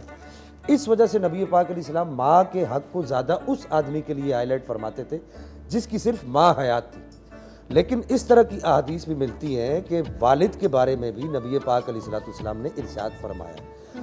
اس کا مطلب یہ ہوا کہ محدثین نے لکھا ہے کہ جس کی ماں باپ دونوں حیات تھے ان کے ماں باپ کے بارے میں نبی پاک علیہ السلام نے فرمایا کہ تو اپنے ماں باپ کی خدمت کر، تجھے جنت ملے گی، اور جس کی صرف ماں حیات تھی تو ان کی ماں کے بارے میں کہا کہ تو اپنی ماں کی خدمت کر تو تجھے جنت ملے گی۔ ایک دوسری بات میں عرض کر دوں، وہ حدیث پڑھنے سے پہلے جو محدثین نے وجہ لکھی ہے کہ ماں کی خدمت کا زیادہ کیوں کہا گیا، چونکہ ماں فطری طور پر مظلوم ہے اور صنف نازک ہے، اور بیٹا جس وقت جوانی کی پروان یا جوانی کے عروج میں ہوتا ہے اس وقت اس کی جو زیادہ جو ماں پر جو ہے اس کا زور چلتا ہے اور اس کا غصہ اور جلال. تو نبی پاک علیہ الصلوۃ والسلام نے تنبیہ کی اور قرآن پاک نے تنبیہ کی کہ اگرچہ تیری ماں اپنی طاقت میں اور اپنے زور میں اور اپنے دیگر معاملات میں تجھ سے کم ہے، لیکن یہ تیری ماں ہے، اس کے حق کو تو نے پہچاننا ہے، اس کے لیے اپنی رحمت کے اور اپنی اطاعت اور شفقت کے بازو بچھانے ہیں. قرآن نے تو یہاں تک کہا کہ اگر تمہارے پر ہیں تو وہ پر بچھا دو، ان کو اپنے پروں کے اوپر بٹھاؤ، وہ ماں کے لیے. اس وجہ سے کہا گیا ایک وجہ یہ رہی یہ بات کہ باپ کے حقوق، تو باپ کے لیے جو میں نے پہلے عرض کیا کہ وہ احادیث بھی آئی ہیں، سورہ نسائی شریف کے اندر بھی موجود ہے اور اسی طریقے سے ابن ماجہ میں بھی یہ حدیث مبارکہ موجود ہے. حضرت جاہمہ ایک صحابی رسول ہیں، وہ حاضر خدمت ہوتے ہیں.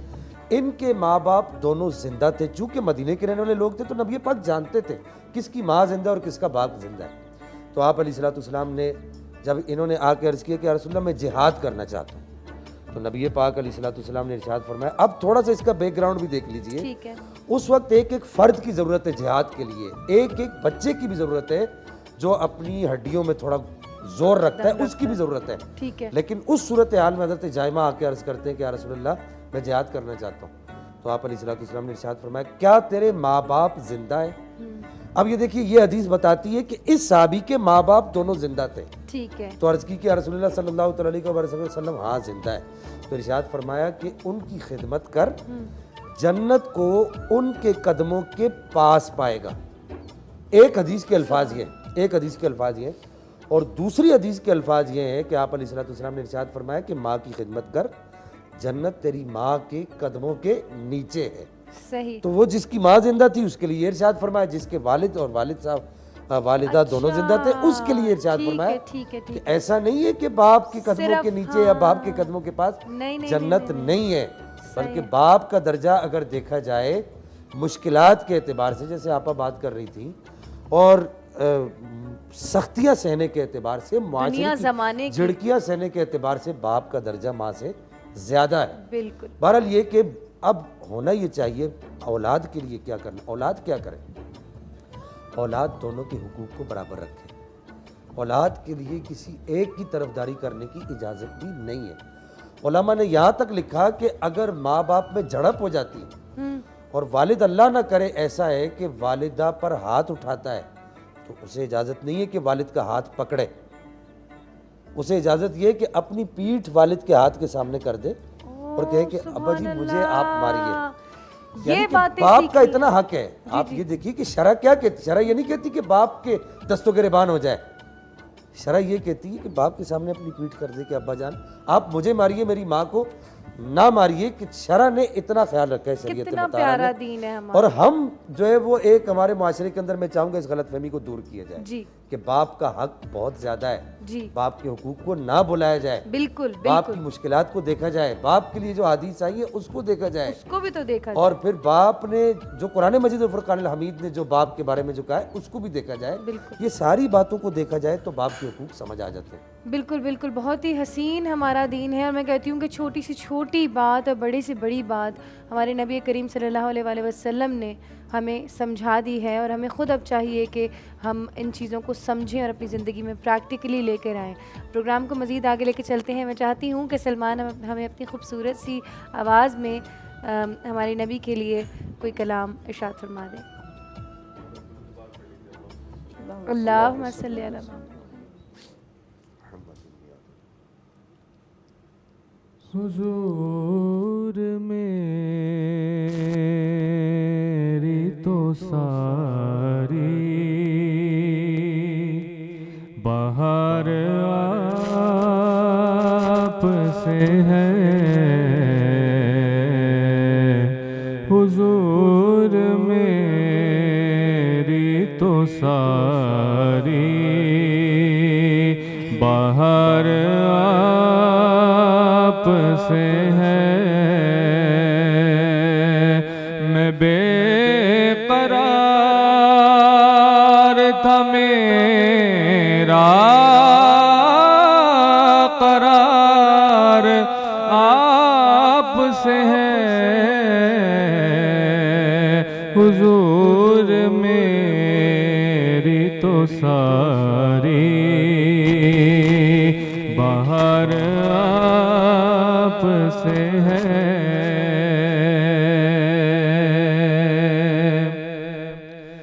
میری تو ہستی کیا ہے میرے غریب نواز. میری تو ہستی کیا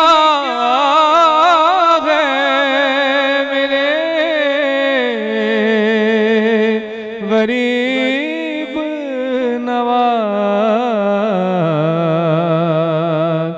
جو مل رہا ہے مجھے سارا پیار آپ سے ہے. میں بے قرار تھا میرا قرار آپ سے ہے. حضور میری تو ساری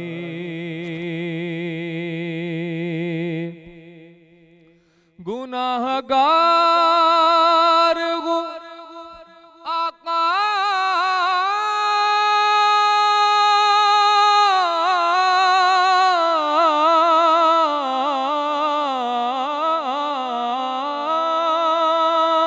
گناہ گار ہوں آقا بڑی ندامت ہے. قسم خدا کی یہ میرا وقار آپ سے ہے. میں بے قرار تھا میرا قرار آپ سے ہے. السلام علیکم، ویلکم بیک. برکت رمضان جاری ہے اور رمضان شریف کا آج 5واں روزہ ہے. آج افطاری میں کیا بنانا ہے میں آپ کو آئیڈیا دینے والی ہوں. میں موجود ہوں شیف سمرین کے ساتھ. سمرین، اور جو بندہ کھانا بنا کے آپ کو دیتا ہے نا، اور اسپیشلی روزے میں افطاری جو بنا رہا ہوتا ہے، آپ کو بہت اچھا لگتا ہے. Thank you. افطار مزیدار شروع کرتے ہیں. بالکل جی، شروع کرتے ہیں. آج بڑی کوئک سی ریسیپی ہے ہماری، اور آج ہم بنا رہے ہیں بہت ہی مزے کی ریسیپی. وہ ہے ہمارے مایو گارلک رولز. ٹھیک ہے، اور اس کو ہم نے بڑا انسٹنٹ سا رکھا ہے تاکہ ہم آپ کو زیادہ ٹائم جو ہے پراٹھے میں بتا سکیں. آج ہم پوری پراٹھا بنائیں گے. اچھا، پہلے بینگن تو میں ذرا بتاؤں. ہاں اچھا، بالکل. سروت آپا آئیں اور انہوں نے بینگن دیکھا. میں نے کہا آپا اس کے اندر سوس ہے، تو کہہ رہی ہیں کیا یہ اصلی بینگن ہے؟ میں نے کہا آپا یہ بتائیں نکلی بینگن کون سا ہوتا ہے؟ ہوتے ہیں، بالکل بالکل ایسا ہوتا ہے. اچھا آپا، کل جیسے میں نے یہی کیا تھا، وہ جو آپ نے پھول بنائے تھے کس کے، ہرے پیاز کے پھول بنائے تھے، تو یہ مجھے کہہ رہی تھی سمرین کہ یہ دیکھو میں نے پھول بنایا. میں نے کہا کوئی نکلی پڑے ہوں گے، وہی سیرامک جو وہ کہہ رہی ہیں آپا. میں نے کہا نکلی ہوں گے، مگر واقعی جو ہم خوبصورتی سے بناتے ہیں تو اصل ویجیٹیبلز بھی ایسی دھوکہ دے دیتی ہیں. دیکھیں، فوڈ کا ایک رول ہے کہ جو بھی آپ کام کریں نا، کوشش کریں کہ اس میں تمام چیزیں ایڈیبل ہوں. تو میری کوشش ہوتی ہے اس کی کارونگ ہو، گارنشنگ ہو، ٹاپنگ ہو، جو بھی کچھ ہو، میری کوشش ہوتی ہے کہ نیچرل چیزیں ہی یوز کروں. آج ہم بنا رہے ہیں جناب مایو گارلک رولز. اچھا، اس کو بہت سمپل سے جیسے ہم ٹکا مسالہ لگا کے چکن بناتے ہیں. میں نے لی تھی 1 پاؤ چکن، اس میں 1 ٹیبل اسپون بھر کے میں نے ڈالا تھا ٹکا مسالہ. اچھا، ڈائریکٹر صاحب کہہ رہے ہیں 2 ان کے لیے آنے چاہیے، تو ہم 4 بنائیں گے. بالکل ٹھیک ہے، نہیں ایکسٹرا بھی ہے، ڈونٹ وری، میں لے کر آئی ہوں. ٹھیک ہے جی. ہم نے اس کو کیا، چکن میں ہم نے ڈالا ٹکا مسالہ، اس کے ساتھ تھوڑا سا ڈالا لہسن ادرک، اور اس کے ساتھ ہم نے ڈالا ہے 1 ٹی اسپون سرکہ، اور 1 ٹی اسپون ہم نے اس میں ڈالا ہے لیمن جوس. میرینیٹ کر کے رکھا. اس کے بعد اس کو اسٹریٹ اوے ہم نے واک میں، کڑھائی میں، دیگچی میں، جس میں چاہیں آپ بنا لیں. ٹھیک ہے، فرائی کریں. بالکل فرائی کر لیں. دیکھیں یہ بالکل ڈرائی اس پوزیشن پہ آ جائے تو چولہا بند کر کے آپ نے اس کو کوئلے کا دھواں دینا ہے. ٹھیک ہے. خوشبو سونگی تو اس میں آ رہی ہے نا، آ رہی ہے نا کوئلے کی. روزہ اور وہ سہیل والا گارلک مایو ہے. مجھے پتہ ہے میرے شوہر کی کیا حالت ہوئی ہوگی. اچھا، اوکے. اس کو تو مطلب ڈیلی آپ کھلا دیں گارلک مایو. اور کراچی میں تو ایک جگہ جہاں سے بہت مشہور ملتا ہے. صحیح. اچھا हाँ सही बिल्कुल ऐसा ही है। अच्छा, आटा गूंदने के लिए हमने ये क्या था, हमने लिया आधा किलो मैदा, उसके अंदर हमने डाला आधा कप नीम गर्म दूध, 2 चम्मच चीनी, 2 चम्मच घी, और फिर नीम गर्म पानी से इसको गूंद लिया इतना सॉफ्ट। ठीक है। अब गूंदने के बाद मैंने, क्योंकि इसको रखना पड़ता है तो इसलिए मैंने सारे स्टेप्स जो हैं कर लिए हैं इसके पहले से। ये अपने काउंटर पे इसको अपने इस तरह, जी बिल्कुल रखा हुआ था। ये देखें, इसको फैला मैंने लिया। इनसे यही कहा आपा, मैंने पूछा, मैंने कहा सूखा कहाँ है अगर रोटी बनानी है, कह रही बगैर सूखे के बनाऊंगी। मजा अच्छा। पूरी है ना। अच्छा जी, चूल्हा हमारा मुझे प्लीज़ दे दें लाइटर, थैंक यू। चूल्हा हम पहले जला लेते हैं ताकि जल जाइए, जल गया। अच्छा जी, ये करने के बाद आपने इसके अंदर भी थोड़ा सा बिल्कुल ऑयल लगाना है। अच्छा, वैसे अगर आप घी लगाएं तो ज़्यादा अच्छा रहता है पराठों में। ऐसे आपने किया इसको नॉर्मल जैसे पराठा बनता है ना, अच्छा चकोर पराठा। चकोर नहीं, अल्लाह मेरी बहन है, मैं भी चकोर पराठा बनाती हूँ। अच्छा ये चकोर पराठा नहीं बनेगा, इसका स्टेप है बेसिकली। अच्छा स्टेप है, सही है। ये बन गया, ये रहा इसका परतें स्टेप डालने के लिए ना बिल्कुल अंदर, जी, परतें डालने के लिए ये आ गया। अब यहाँ इस स्टेप पे भी हमने लगाना है ऑयल, ठीक है। अब ये चारों कॉर्नर्स आपने सेंटर में डालना है, यहाँ से इसको डाला है ऐसे, ये जरा गौर से दिखाएं। ये बिल्कुल चारों कॉर्नर्स आपने इस तरह अंदर डालने हैं, और फिर ये जो मजीद कॉर्नर्स हैं इनको सबको उठा के सेंटर में लाना है और फिर आपको इसको राउंड कर देना है। सही है। ठीक है जी। ये करने के बाद आप इसको तकरीबन आधा घंटा छोड़ते हैं, वरना आप इसको जब प्रेस करेंगे तो ये प्रेस नहीं पड़ते रहेंगे, लेकिन आपको मुश्किल होगी, प्रेस आसानी से नहीं होगा। ये फर्स्ट स्टेप, सही है। ये सेकंड स्टेप, और अल्लाह इतनी डिटेलें होती हैं बिल्कुल बिल्कुल। अब देखिए ये, अब ये देखिए इसमें फ़र्क देखिए, ये ढलक गया है, ठीक है। हाँ सही बात है, ये ढलक चुका है। अब हम इसको, ये देखिए ये वाली पोजीशन है, मैंने इसको आधे घंटे रखा है ये पहले से, ठीक है जी। अब हम इसको ऐसे करेंगे, ये देखें कितने आराम से विदाउट बेलन ये आपका होता चला जा रहा है, ठीक है जी। आपने इसको फैलाना है और फैलाने के बाद आपने इसको स्ट्रेट अवे फ्राई करना, आपकी पूरी तैयार, ठीक है जी। और मैं बहुत गौर से देखते हुए, इतनी आ रही नियत लगाते हुए इतनी आ रही मैं कैमरे। अच्छा देखिए, साइड्स इसकी ना ऐसे हमने प्रेस करनी है ताकि इसकी साइडें मोटी ना रहें, वरना वो बहुत बुरी लगती है। अच्छा अमूमन मीठा सोडा भी तो डालते हैं? नहीं, कुछ नहीं डाला मैंने इसमें। ये देखें बिल्कुल राउंड विदाउट बेलन तैयार है, ठीक है जी। अब हम इसको चेक करेंगे, ऑयल हमारा गर्म है, थोड़ा सा ऑयल गर्म हो जाए हमारा, फिर हम इसको फ्राई करेंगे। अच्छा मीनवाइल हम ये करते हैं कि हमने इसके अंदर जो सॉस लगाने, क्योंकि ये मायो गार्लिक रोल्स हैं, तो ये मैंने मायो ली है और ये लहसुन ले लिया तकरीबन 1 टेबल स्पून, और इसमें मैंने इसको मिक्स कर दिया, ठीक है जी। और कुछ नहीं डालना है इसके अंदर। अच्छा चटनी हम इसके, कच्चा लहसुन, कच्चा लहसुन, बिल्कुल कच्चा लहसुन। मैं किसी दिन आप लोगों को वो भी बताऊंगी, जो बड़ी मशहूर फ्राइज़ की शॉप है जहाँ पे डिप मिलती है, जिसकी वो एक्स्ट्रा टॉपिंग देते हैं, है ना? वो आती है आपको? बिल्कुल आती है। आप कराची वालों समझ रहे हो हम कौन सी डिप की बात कर रहे हैं? बिल्कुल, ये वही जगह है जहाँ से गार्लिक मायो रोल मिलते हैं। एग्जैक्टली। वो अपनी डिप की वजह से है ना, वो इंशाल्लाह बताती हूँ इसी वीक। नहीं वो हम कल ही करें। कल करूँ? बस डन, कल करते हैं। ठीक है जी, हमारा ऑयल हो गया है ऑलमोस्ट। अच्छा ऑयल का ये देख लीजिएगा कि ऑयल हमें बहुत तेज़ गर्म चाहिए, इसको हम बहुत ज़्यादा देर जो है ना नहीं छोड़ते ऑयल में पूरी को, इसलिए नहीं छोड़ते, वो कड़क हो जाती है। तो ऑयल हमें बहुत तेज़ गर्म चाहिए। देखिए तकरीबन हो चुका है, ये देखिए हमारी सॉस रेडी है। अच्छा प्याज का जो है मैंने रिंग्स काट के उसको धोकर रख लिया था छन्नी में, ताकि इसका एक्सेस पानी निकल जाए, ठीक है, वरना वो अंदर सौगी सौगी सा हो जाता है। इसकी वेरिएशन आपको बताऊं कि आप इसके अंदर अगर आपको मायो नहीं पसंद है तो ग्रीन चटनी जो है वो भी बता देती हूँ जब तक ऑयल गर्म हो रहा है। ग्रीन चटनी में इक्वल क्वांटिटी में 1 गड्डी धनिया, 1 गड्डी पुदीना, उसके अंदर हमने डाले 4 से 6 गार्लिक क्लोव्स, चाट मसाला और हरी मिर्चें 3 से 4, और ज़ीरा लेंगे हम इसके साथ भून के और पीस के, 1 चम्मच भर के चाट मसाला, इसको आपने ग्राइंड कर लिया। तो ये आप इसकी खुशबू सूंघ सकती हैं, अभी ब्रेक में देखिएगा, वरना चाहें तो आप अभी इसको ट्राई कीजिएगा। ये चटनी है, तो ये इसकी वेरिएशन आप कर सकते हैं। ऑयल हमारा हो चुका है गर्म, इसको उसको उठाएंगे और बस इसको इसके अंदर रख देंगे ऐसे, ठीक है जी। और इसके बाद हमने इसको ऐसे ऐसे गोल गोल घुमाते रहना है ताकि इवनली हर जगह इवनली ऑयल चला जाए, वरना कहीं से कच्चा कहीं से पक्का रह जाएगा, ठीक है। साइड इसकी खोल दें, बस ये होने के बाद आपने इसको बड़े प्यार से पलट लेना। ज़रा ध्यान रख के करना है ये काम, क्योंकि अक्सर ऐसा होता है ऑयल जो है जब आप पलट रहे होते हैं ना तो वो छींटें आ जाती हैं, तो बहुत ध्यान से इसको करना है। چیٹنگ ثبوت دوں میں اپنے سگڑاپے کا آپ کو؟ رمضان میں تو یہ دکھاؤں چیزیں اپنے بہت جلے ہوتی ہوئے ہیں۔ ہاتھ۔ اچھا کہتے ہیں آپ کو پتہ ہے عورتوں کا سگڑاپا جو ہے اس چیز سے بھی ہاتھوں سے میجر کیا پتہ- ہاں، جاتا ہے میری کہ ماں- کتنا جل رہا ہے آپ کا اللہ ہاتھ۔ میری امی ہے نا؟ تو انسانوں کو میں کہتی ہوں امی آپ اس کا کردار دیکھیں، آپ اس کا مطلب شکل ہی دیکھ لیں۔ امی کہتی ہے نہیں بیٹا پیر اور ہاتھ بالکل سب بتا دیتے ہیں انسان کے بارے میں۔ میری بالکل۔ امی کس سے پہلے جب ملتی ہیں نا یوں ملتی ہیں، امی کہاں دیکھ رہی ہیں پیروں کو، امی کہاں دیکھ رہی ہیں بیٹا ہاتھوں کو۔ بس یہ ہو گیا آپ کا پوری پراٹھا تیار۔ اچھا اس کو آپ نے کیا کرنا ہے، میں کچن میں یہاں ہمارے پاس کوئی سپورٹ نہیں ہے، میں یہ کرتی ہوں اس پراٹھے کو سائڈ میں جو سپورٹ ہوتی ہے نا اس پہ رکھ کے اس طرح رکھ دیتی ہوں ٹلٹ کر کے، تھوڑا ٹیڑھا کر کے، تاکہ اس کا ایکسیس آئل نکل جائے۔ ابھی فی الحال ہم ایک ہی پراٹھا بنا رہے ہیں، وجہ اس کی یہ ہے، دعا ایک پلیٹ پلیز آپ مجھے دیں گی؟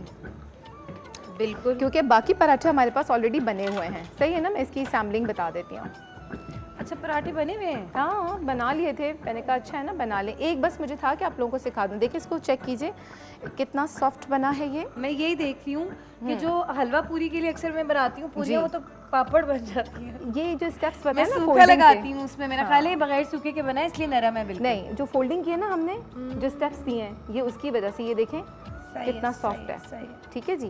اچھا اب اس کے بعد ہم کیا کریں گے، یہ اس کے بعد ہم یہ کریں گے کہ ہم چھوٹی سی بریک پہ جائیں گے اور واپس آئیں گے تو پھر بنائیں گے گارلک مایو رول افطار مزیدار میں۔ بس اس کی فولڈنگ کرتے ہوئے جا رہے ہیں ہم نا۔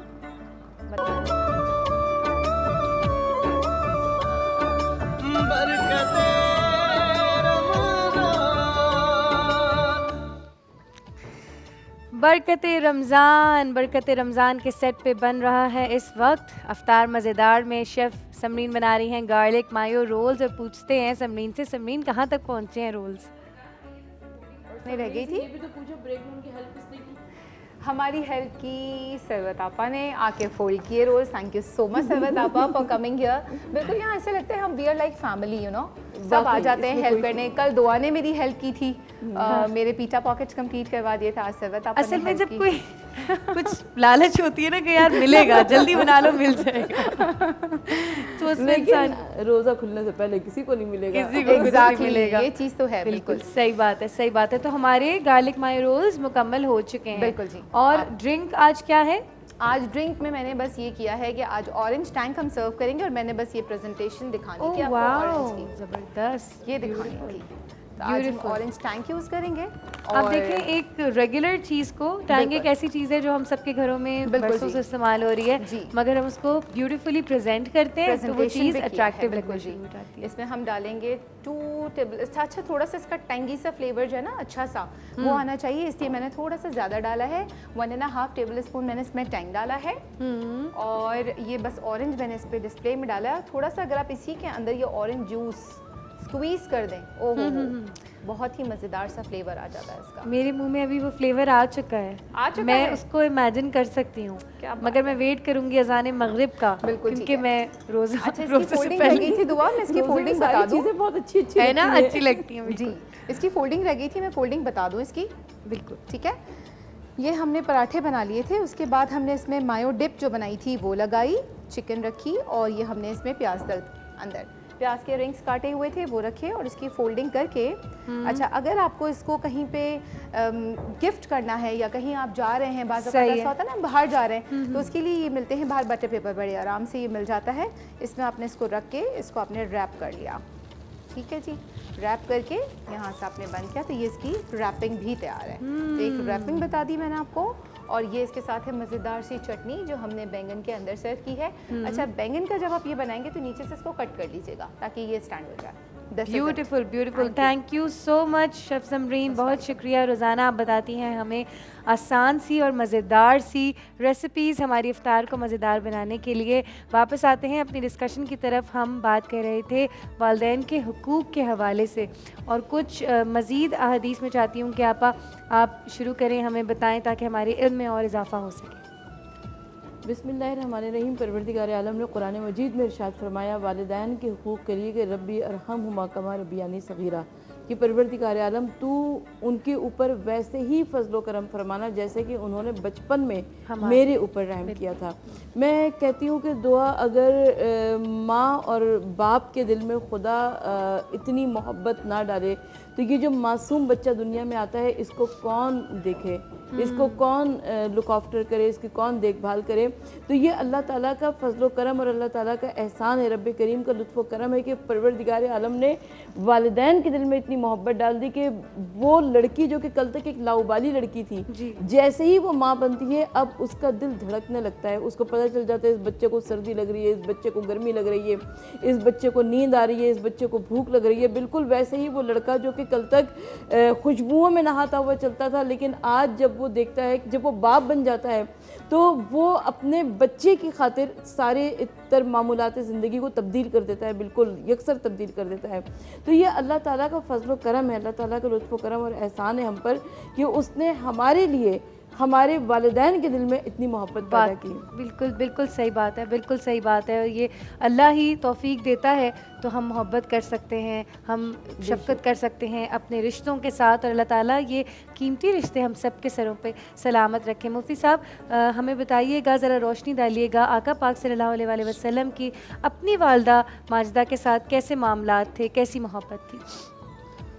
نبی پاک صلی اللہ تعالیٰ علیہ وبارک وسلم نے تو اپنی والدہ کا پیار اس طریقے سے نہیں پا سکے جس طریقے سے عام طور پر بچے پاتے ہیں، چونکہ عرب کے اندر یہ رواج تھا کہ بچے کو پیدا ہوتے ہی دیگر شہروں میں بھیج دیا جاتا تھا، دیہاتوں میں بھیج دیا جاتا تھا۔ اس کی وجہ یہ تھی کہ دیہاتوں میں بچے کی پرورش اچھی ہوتی تھی، مثلاً وہاں کی آب و ہوا اچھی تھی، وہاں پر خالص غذائیں ملتی تھی۔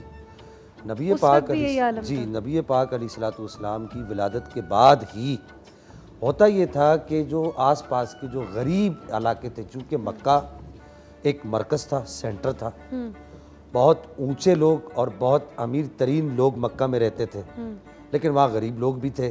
ٹھیک ہے، نبی پاک علیہ الصلوۃ والسلام جس گھرانے میں، جس گھر میں بالخصوص تشریف لائے، وہ گھر اس قدر بظاہر امیر نہیں تھا، اگرچہ حقیقت یہ ہے کہ تمام کائنات کے گھروں میں سب سے امیر گھر وہ نبی پاک علیہ السلام کا گھر ہی تھا جس گھر آپ علیہ الصلوۃ والسلام تشریف لائے، لیکن ظاہری مال و دولت آپ علیہ السلام کے گھر پہ آپ کی والدہ کے پاس نہیں تھا۔ ٹھیک ہے، اور آپ علیہ السلام کی دنیا میں آنے سے پہلے ہی آپ کے والد ماجد حضرت عبداللہ رضی اللہ تعالیٰ عنہ دنیا سے تشریف لے جا چکے تھے، تو آپ کی جو کفالت کا جو سلسلہ آپ کے دادا کے پاس گیا، حضرت عبد المطلب کے پاس، تو انہوں نے آپ کو مکہ سے مدینہ کی طرف حضرت حلیمہ کے ساتھ بھیج دیا۔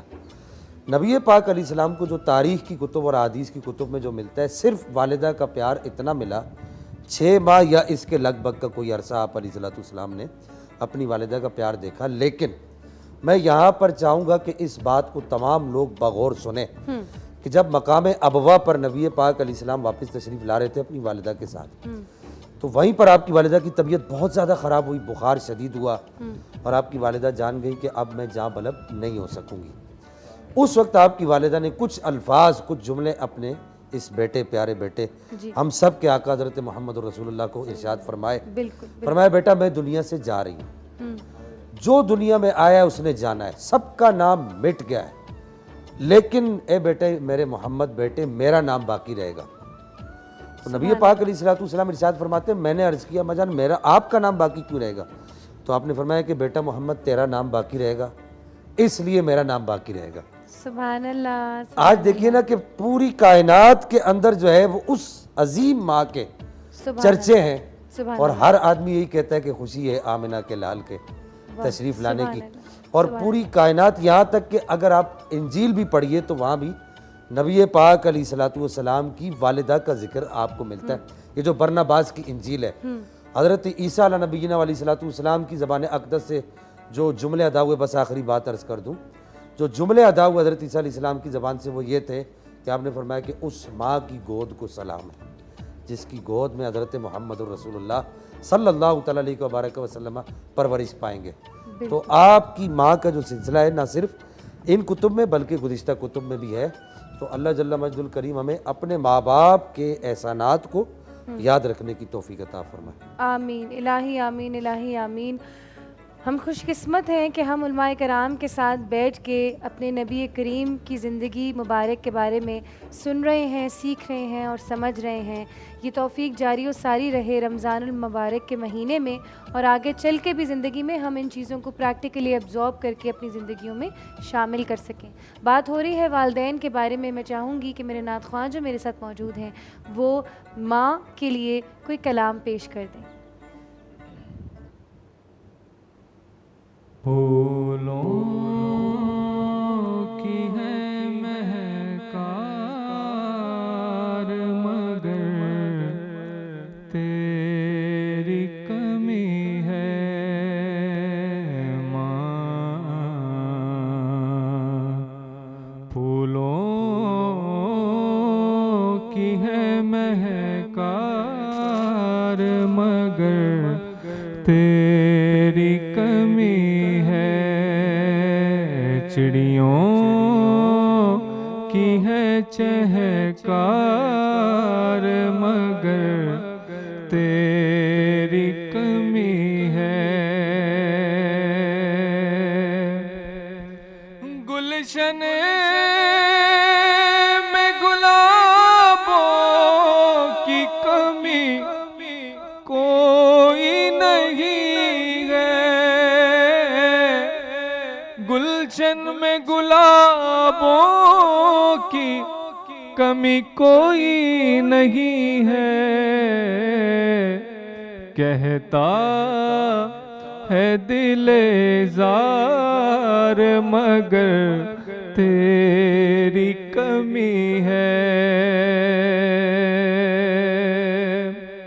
اور قسمت نے کیا دولت ممتا سے ہے محروم،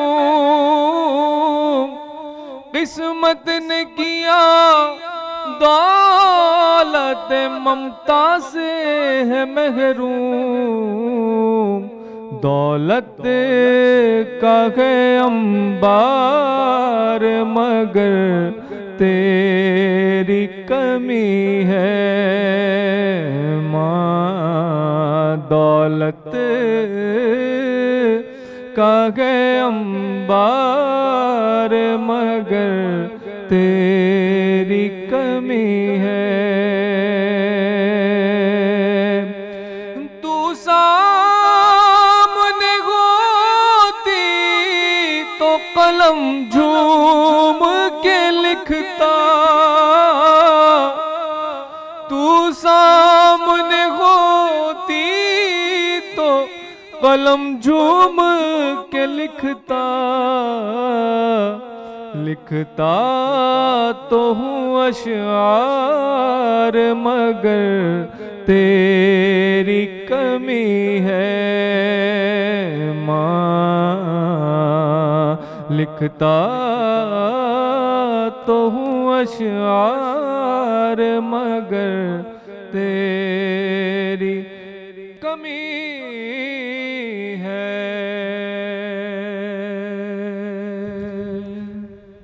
ماشاءاللہ ماشاءاللہ، سبحان اللہ سبحان اللہ۔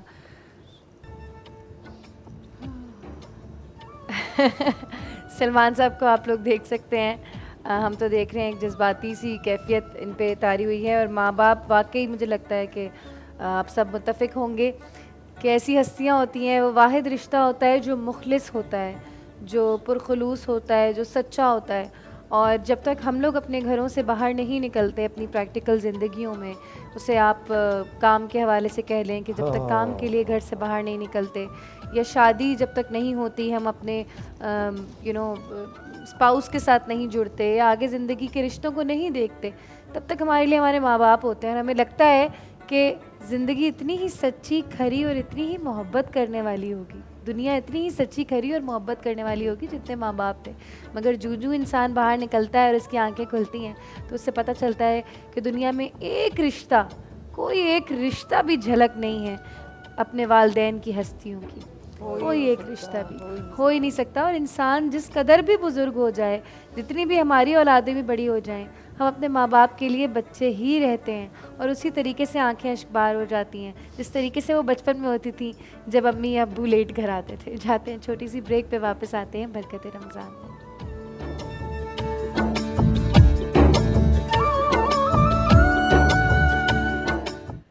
ویلکم بیک ٹو برکت رمضان. افطار کا ٹیبل ہمارا سج چکا ہے، ہمارے سامنے سب کچھ موجود ہے. مفتی صاحب ہمارے ساتھ موجود ہیں. میں چاہتی ہوں میں ان سے ذرا پوچھوں کہ افطار سے پہلے جو ہمیں بچپن سے سکھایا جاتا ہے کہ دعا کرنی چاہیے، روزے کی دعا، روزہ دار کی دعا ہمیشہ قبول ہوتی ہے، اس کے مزید احادیث کی روشنی میں کیا فضائل و برکات ہیں مفتی صاحب؟ دیکھیے اس میں دو باتیں یاد رکھیے کہ افطار میں کی جانے والی دو طرح کی دعائیں. ایک دعا تو وہ ہے جو آپ اپنے لیے عمومی دعائیں مانگتے ہیں اپنی حاجات کو پورا کرنے کے لیے، وہ دعا آپ کسی وقت بھی مانگ سکتے ہیں. بہتر یہ ہے کہ اس کو افطار سے پہلے وہ دعائیں کر لی جائیں، اور اس سے بہتر یہ ہے کہ افطار کے وقت سے کچھ دیر پہلے آپ تلاوت قرآن کیجئے.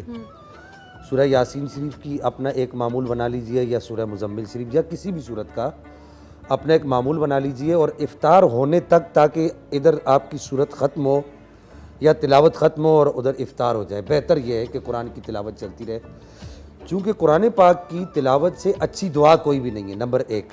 اچھا. دوسری بات یہ کہ جو ہمارے ہاں ایک اور دعائیں مانگی جاتی ہیں، دعا کی جاتی ہے افطار کی دعا. اللہم انی لک صمت و بک آمنت وعلیک توکلت وعلی رزقک افطرت. یہ افطار کرنے کے بعد کی دعا ہے، افطار کرنے سے پہلے کی دعا نہیں ہے. ہمارے ہاں یہ ہوتا ہے کہ کھجور، مثال کے طور پہ کھجور ہاتھ میں پکڑی ہوئی ہے اور یہ اس کو دیکھ کر پڑھ رہے ہوتے ہیں اللہم انی لک صمت و بک آمنت وعلیک توکلت. ابھی آپ نے کچھ کھایا نہیں ہے. اس دعا میں جو الفاظ ہے اس کا مطلب یہ ہے کہ یا اللہ یہ جو میں نے کھا لیا ہے یہ میں نے تیرے لیے کھایا ہے، میں نے تیرے اوپر بھروسہ کیا ہے، تیرے لیے روزہ رکھا ہے، اور میں نے تیرے دیے ہوئے رزق سے افطار کر لیا ہے. ابھی آپ نے افطار کیا تو نہیں ہے، اور آپ پہلے ہی مطلب وہ کلمات ادا کر رہے ہیں جو کام آپ نے کیا ہی نہیں ہے. تو یہ احتیاط یاد رکھیے کہ افطار کے وقت جو دعا پڑھی جاتی ہے وہ افطار کے بعد کی دعا ہے. یہاں میں چاہوں گا کہ ایک اہم ترین بات، افطار سے متصل ہی جو دعا کی جاتی ہے، یعنی افطار ہوتے ہی آپ نے روزہ کھول لیا، ایک کھجور لے لی، پانی لے لیا، اس کے بعد آپ نے افطار کی دعا پڑھ لی اللہم انی لک صمت و بک آمنت، یہ دعا آخر تک پڑھ لی.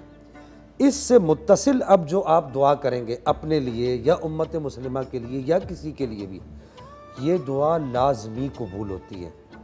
دعا کے قبولیت کے اوقات میں سے ایک وقت یہ بھی ہے کہ روزہ دار افطار کرتے ہی جو دعا کرتا ہے وہ دعا کرنے کے بعد، ہاں افطار کرتے، افطار کرنے کے بعد. اچھا تو ہمیں تو سکھایا گیا ہے بچپن سے روزے سے پہلے. میں نے اس کو پہلے اس کو بھی میں نے مینشن کیا کہ آپ پہلے دعائیں کیجئے، جی وہ دعائیں کرنا منع نہیں ہے. اس کا مطلب یہ نہیں ہے کہ اس سے پہلے جو دعا کی جائے گی وہ قبول نہیں ہوگی، ایسا نہیں ہے. صحیح صحیح. دیکھیے اللہ تعالیٰ سننے والا ہے، اللہ تعالیٰ دعائیں قبول کرنے والا ہے. وہ خود سورہ بقرہ پارہ نمبر 2 میں ارشاد فرماتا ہے اجیب دعوت الداعی اذا دعان، کہ مجھ سے مانگنے والا میرا بندہ جب بھی مانگتا ہے میں اسے دیتا ہوں. اب وہ کچھ مخصوص اوقات ہیں جو نبی پاک صلی اللہ تعالیٰ علیہ وسلم نے مینشن کر دیے، یا صحابہ کرام نے، یا اہل بیت اطہار نے، یا دیگر امت کے معتبر افراد نے مینشن کر دیے. وہ مخصوص اوقات ہیں. ان مخصوص اوقات میں سے ایک مخصوص وقت یہ بھی ہے کہ افطار کرتے ہی آپ دعا کیجئے. اور اس کے بعد تیسری جو احتیاط ہے وہ بھی عرض کر دوں، اذانیں ہو رہی ہوتی ہیں اور ہم کھا رہے ہوتے ہیں، اذان کا جواب دینا واجب ہے. جب آپ اذان ہو جائے اس وقت آپ تھوڑا ٹھہر جائیے، اذان کا جواب دیجئے. اذان کا جواب دینے کے بعد درود پاک پڑھیے اور پھر دعا کیجئے. اللہ تعالیٰ اس دعا کو ضرور قبول فرمائے گا. سبحان اللہ سبحان اللہ. بڑی میری تو آنکھیں کھل رہی ہیں اور مجھے بڑا مزہ آ رہا ہے، بیکاز عموماً یہ ہوتا ہے کہ ہم لوگ چیزیں کچھ اپنے بڑوں سے گھر کے ایسے سنتے رہتے ہیں جن کی ہمیں ضرورت ہوتی ہے کنفرمیشن کی علماء کرام سے، اور ہمیں پتہ چل گیا ہے اس وقت کہ فضائل کیا ہیں افطار کے بعد کی دعا کے.